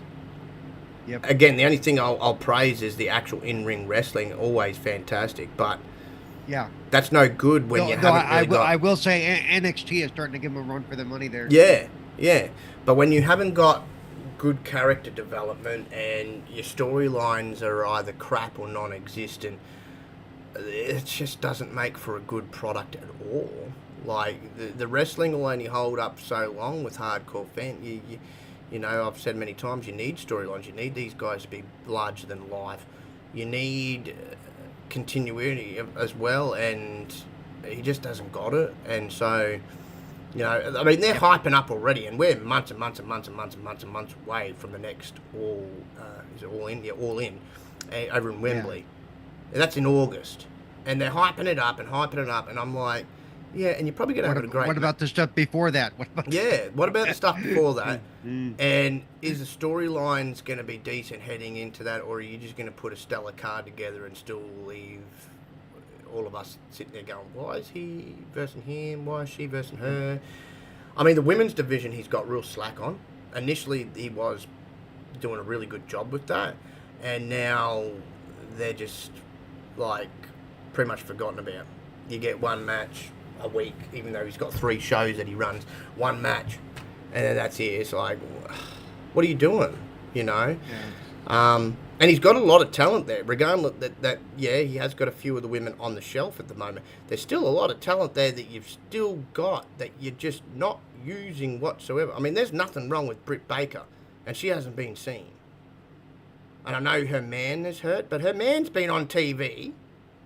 Like, I don't understand why they're not using her at all. And, like, I had to go in another wrestler. Oh, no, she's got to be at home looking up. Well, if she was at home looking after Adam's not at home to look after. He's been on AEW television, regardless that he's in a moon boot and everything, but he's injured and he's showing his face. There's nothing wrong with her. She's getting no time. I mean, and she just recently complained about that. Like, hello, I'm here. Why aren't I being used? You know? So, by the way, back brought up something about the managers. They could bring in, guest managers, special guest managers. Yeah, which you know, WWE used to do that. They even, for a while, what's her name? Cyndi Lauper was Hulk Hogan's manager with Lou Albano. And they've done that with celebrities before. They bring them in for a month or two, or special events like WrestleMania or. So you're not wrong, Back. That's a good idea that they could look into, and it would bring back fans that may have been not watching it on the regular since those days. That nostalgia fact, like you mentioned. But as I said, AEW needs to do a lot because you're getting your one big score each year. Cool. You get a big score over in England at the big Wembley Stadium. That's all well and good, and then the rest of the year everything's flat. Like, that's still not good business. Well, and they started looking like they were building up when they did the thing in Canada, when they did the thing with New Japan. Yeah, and I just have a feeling that was a big deal. That was with how I've seen him dropping storyline, like dropping the ball on everything, especially last week with that freaking ending of Edge and Christian's match. I have a feeling that when they finally unveil the masked men, it's going to be a huge letdown. It's not going to be executed properly, and it's just going to be a huge letdown, and people are going to be like, oh, really? It's going to be like, oh, my God. Like, what it's supposed to be, oh, my God. I guarantee most people are going to be like, oh, okay. Like, and as I said, we're already at that point that he's got a lot of fans just going, just unmask him now. Like, this is, you've stuffed up the story. Well, started because at the awesomely. last pay-per-view, didn't they drop that whole ball anyway at the last pay-per-view? Yeah, they didn't even have him show up or anything. I'm like, what the hell? Like, fans were expecting nothing. And then, even the way he's handled it since then, it's like, oh, 1 week they're there, 1 week there's nothing about him, 1 week they're there. It's like, my God, do you know how to continue a story? Like how to do it, execute it? It like, as I said, it was being executed really, really well initially. It really was. And it had fan interest up, and people like, yeah, who's going to be? And I think some of the problem with this particular storyline is fans probably aren't a lot of fans probably aren't as interested anymore, because a lot of people thought it was CM Punk, and that him and Tony Khan were pulling everybody's leg, and that Punk's firing was all crap. And I mean, granted, that would have been some of the best storytelling and a hell of an unveil. Like, it really would have. Now that everybody knows it's not him, clearly, I think the wind's been taken out of the sail, so to speak, a little bit. You know, so I feel for whoever gets unveiled, because I don't think it's going to mean as much now. And so people were thinking it was Punk, and because they thought this would be really good, and then his whole, you know, the best thing the devil's ever done is make you believe he doesn't exist, you know, and it just all played into it. And then the minute he showed up at Survivor Series, that just took the win right, because up till Survivor Series, people literally thought him and Tony had done a big kayfabe thing, and he wasn't really fired. He was just made to look that way. And yeah, I mean, it would have. As I said, if it had been unveiled as him, it would have been absolute. I just don't think, once people got that in mind and the way it was initially looking, I don't think you're gonna strike such a exciting unveil now. I just don't. If it is Adam Cole and Roddy Strong and all that, it's just going to be like, well, that was obvious. You know, it's just not going to hit. And, yeah, he's just blown it. I mean, the minute the Punk signed over to WWE, I thought he blew it, because you chose a bunch, and I'm not trying to take shots at them, they're great and everything, but you really did. You chose a bunch of nobodies to the mainstream audience over a man that is known to the mainstream audience, and he's one of the most controversial superstars in wrestling history. Anytime there's mention of him or he's involved in something, everybody's talking, and that's what you want. You want people talking. You want the fans talking. He gets people talking, for better or for worse. He gets people talking, and you got rid of him. That's why I said the minute he went back to W, I was like, oof, that's half a nail in AEW's coffin. I definitely think, behind the scenes, Tony Khan's kicking himself right now, because he now doesn't have huge names that are drawing people in. Like, I thought that Adam Copeland would draw people, but I think it's because he can't use Edge. Yeah, because he can't. Yeah. Yep, and so people aren't really that interested. And now my question is, if Vince is gone, why can't he go to Triple H and say, hey, I'd really like to use, because all they have to do is release it to him. Yeah. You know? Yeah. You know, and I'm surprised that they don't. They should have. Especially since, like, he's using the same theme music that he used in WWE. He's still using the Rated R Superstar moniker, but he's just going by his actual real name. And look, all of us long-time fans, sure, we know his name's Adam Copeland, but there's a lot of younger fans that only know him as Edge. There's a lot of casuals that only know him as Edge, you know.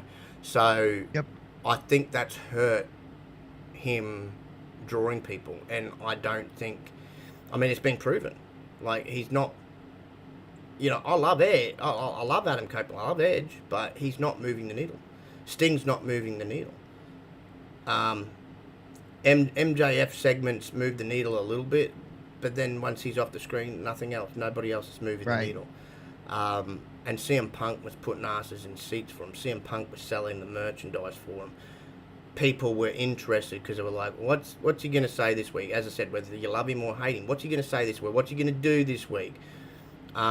He had interest in the product, and now that he's not there, they've got nobody. And so far, he's going to, unless I'm misreading, he's going over the face right now. Yes.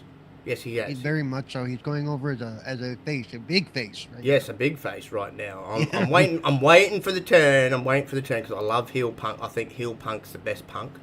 Look, but right now they've got Punk, they've got Orton who's hot right now. They've got they've got Cody who's really hot right now. Orton's another one I love when he's a heel because he plays that real aggressive, violent heel that don't give. They've just got 4 or 5 guys that are just they've got Seth is really over right now. Yeah, of course, LA Knight. LA Knight is. Yeah, I mean, you got so many guys. And that's what I mean. They've got the drawing power. I mean, it's just the same in the women division. They've got Charlotte Flair. They got Becky Lynch. They got Rhea Ripley. They got Asuka. Like they've got women there that are just you're drawn into. And then you think about the men's roster and the women's roster on AEW side of things, and you're like, they haven't got nobody.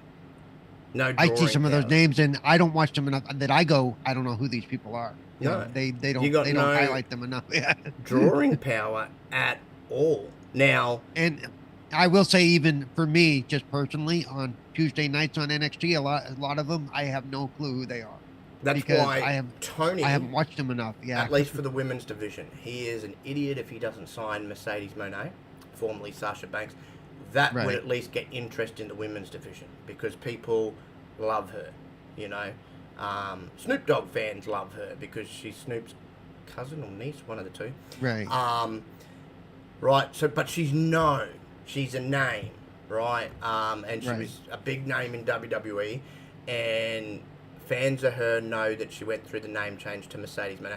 So that would actually at least draw interest and draw people in for the women's division. But you still need a name. Look, and I have a feeling, as I said, that they're going to bring in Dolph Ziggler. But he's not that name that's going to be put in. Like, they need a name. And I mean, there's rumblings, for example. Well, and more than just a name, they need somebody who can work the mic. There's rumblings right now that both Drew McIntyre and Sheamus, whose contracts are up in 2024, both are not too happy. If both get to become free agents, I'd be signing both of them straight away because they're household names, and I think whilst they might not be the CM Punk or Randy Orton, that Drew and Sheamus are only just a tier below them, so that they would at least, I think, move the needle a bit more. I think if they can, like, especially Drew right now is very hot. If he was to draw Drew now, that would do even more than Sheamus would. Because Drew is definitely up front and center right now. But Drew would add something to their men's division, and because he's known and people know him, and I'm pretty sure that's just he's actually literally this whole time has wrestled by his proper name. He could still use that. So people are going to be like, oh, Drew Mac in AEW. Okay, let's check out, see what he's doing. He's going to move the needle more than Sting and Edge and all them because, as I said, they're all, Sting's about to retire and Edge is at that twilight. So people aren't caring about them. I mean, Christ, it was unheard of at one time to turn around and say, oh, Jericho's not a draw. Because he always has been. Well, see, if he could have went over there and been Edge, and they could have reinstituted DX or whatever, that would have drawn in some eyes. But he's not. And as I said, Jericho, has always been a draw, but not in AEW. Right. He's not, because people just don't seem to care about him. He's had his run, and he's another one that's at the twilight of his career, and I don't know, for some reason in this run with AEW, just doesn't seem to have the personality or charisma that he's had in the other two companies, WCW and WWE, where he had all these catchphrases. And people just are like, oh, you're the lead singer of Fozzy, you're Chris Jericho. Yeah, you're a legend, but, you're 50 years old and you got to get in a gut now and, you're slowing down and there's just not that interest. And because he's not one of the characters he used to be, he's not as engaging on the mic as he was as the characters. And it's just like Sting. Sting's just been there really because they try to work, let's hope that he can draw some people because he's a legend. But he's barely wrestled, and when he has wrestled, it's been in tag matches, and that's rightfully so. You got to protect him. He's in his freaking 60s. See, what I might have done with Sting is brought him in and have him bring in a protege. Have him wear the makeup, and this is my protege. I'm training. And I know they've kind of tried to do that with Darby, but it just hasn't worked as well as it probably should have. And I would have liked to seen either one or two things. They should have brought either TNA version of Sting in, which was, as I like to refer to, Joker Sting, where he was like acting like the Joker, because that was highly entertaining. Or you brought him in as the WCW version, and he was the Crow Sting. But it's funny. Ric Flair's actually come out and said he would love to see Sting cut his hair, dye it blonde, and come out as Surfer Sting for his last match. Nice. That would be actually a pretty fitting way, full circle way, and retire like that. I was like, that would be awesome for us that remember him as the bleach blonde-haired Surfer Sting. It'd be good for a nostalgia feel, and he's only got a couple months left, and then he's gone.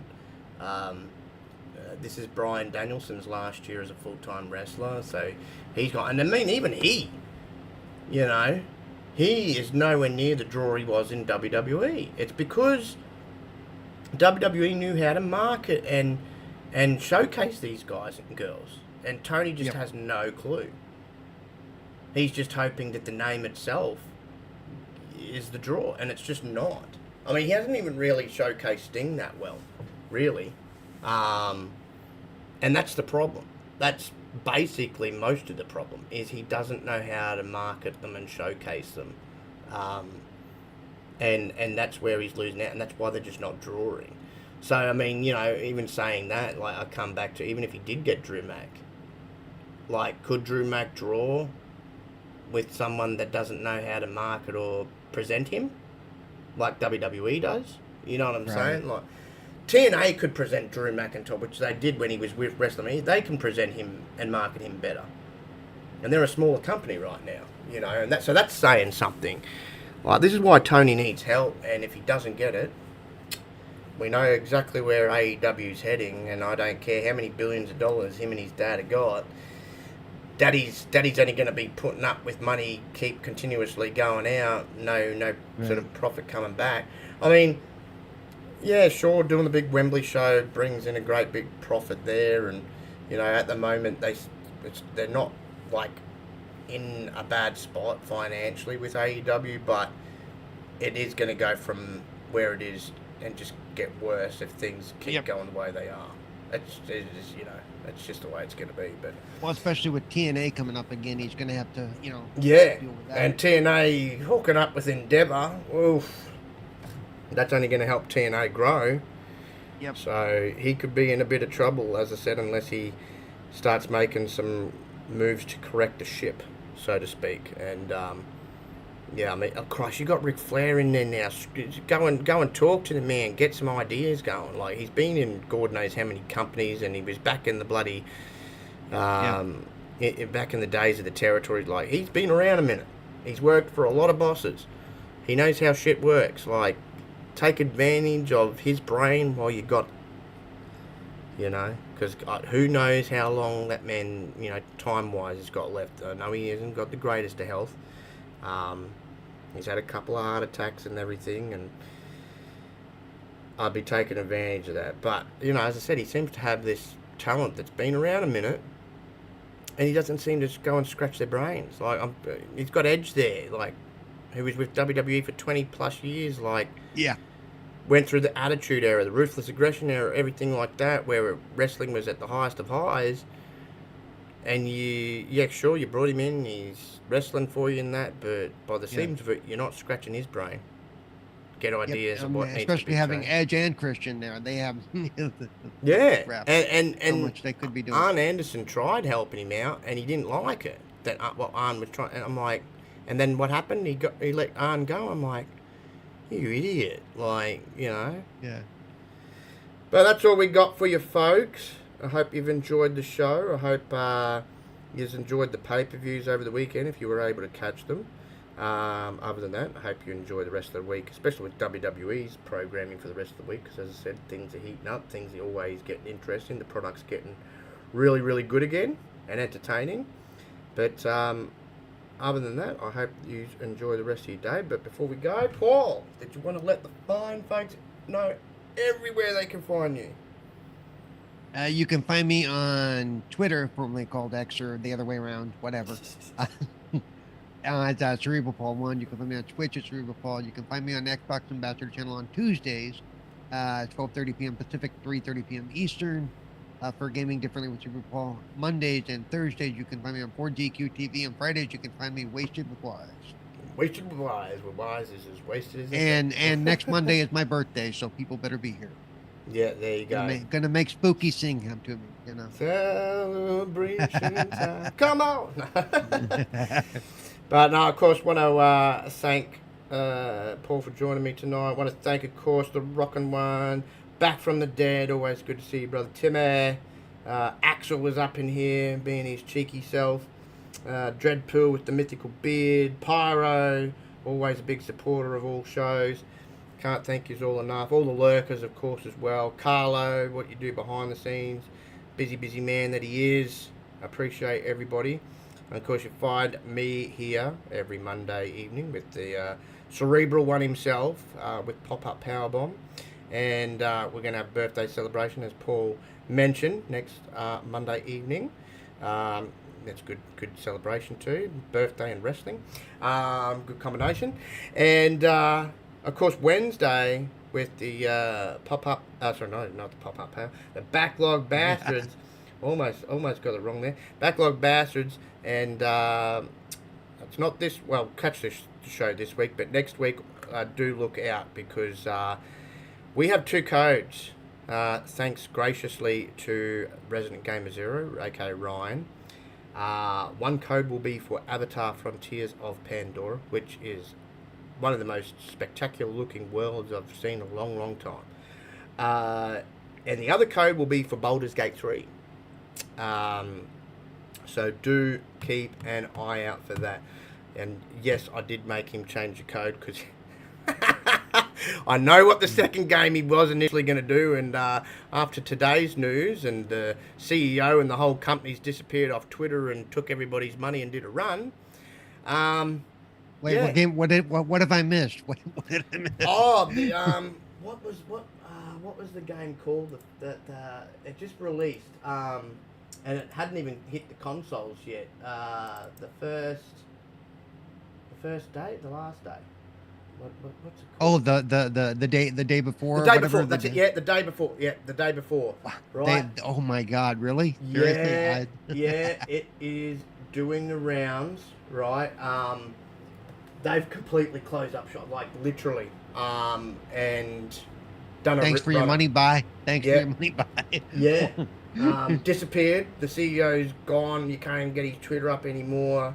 Yeah, it's really bad. And there was news doing the rounds that apparently the CEO was behind Abandoned, that game that was a bit of a joke. And yeah, it was. Yeah.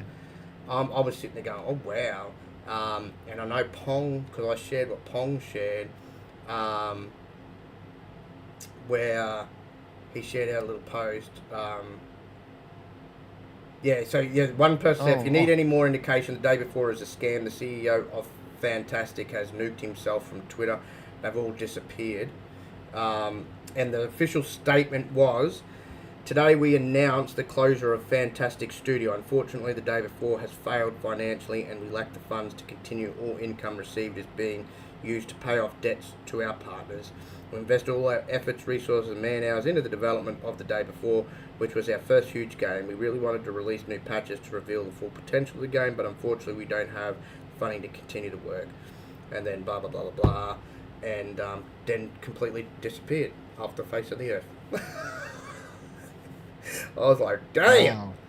I was like, scam artist at its finest. I mean, apparently with the particular CEO, it's not the first time he's been caught up and embroiled in something like this either.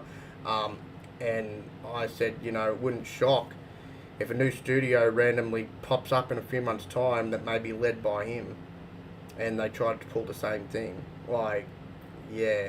All I hope is anybody that's bought it, I said to Trin too, anybody that's bought it through Steam, see, Steam, it's because people were abusing their refund system. They got really strict on it.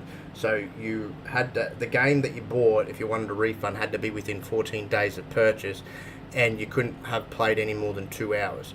But I hope for this case, this particular case, that Gabe lessens that. Right now, I'm reading a post by Jeff Keighley from 4 hours ago that says, Mytona official has said it will open up refunds for those who purchased. Yeah, it's good. I thought, he could be lenient and relax the rules for Steam users and give everybody refunds, because that, there was some people that have put like 10 or more hours into trying that out, even though it was a broken mess. And I'm gonna say apparently it's rated 2 out of 10. So yeah. I'd say a good 90% of the reviews on Steam that I've read is overly negative, really bad. And so I felt for people, because depending on the country, is ranging from $40 to $70, for the game. So I was like, in this case, and with what they've just done, Steam deserves to give people refunds. Again, I don't know if it made it to any console. As far as I could see, hadn't made it to console yet. So console players should be safe. From what I can tell, no. Yeah. But that's the way that they handled it is bad. It's really, really bad. And I think the lead guy's name's Hassan or something like that. So he hopefully won't be getting another job again. And if he does manage to do another startup company, people just point it out and go, don't be giving this man and his company any money, because you're not going to get for what you paid for. And I mean, people were excited about that game. People really were, and they right. And such a disappointing way of handling it, and obviously trying to dodge cop and backlash. So packed up shop and got the hell out of Dodge. I'm like, wow, because his page initially this morning when I first checked was up, and within mere hours it was gone. I'm like, well, damn. Okay, he's out of here. Exit stage left. But anyway, folks, I hope you enjoy the rest of your evening or day, wherever you may be in the world. Enjoy the wrestling. If you haven't watched Raw, check it out. Sounds like it's a good show. I'll be checking it out a little bit later here.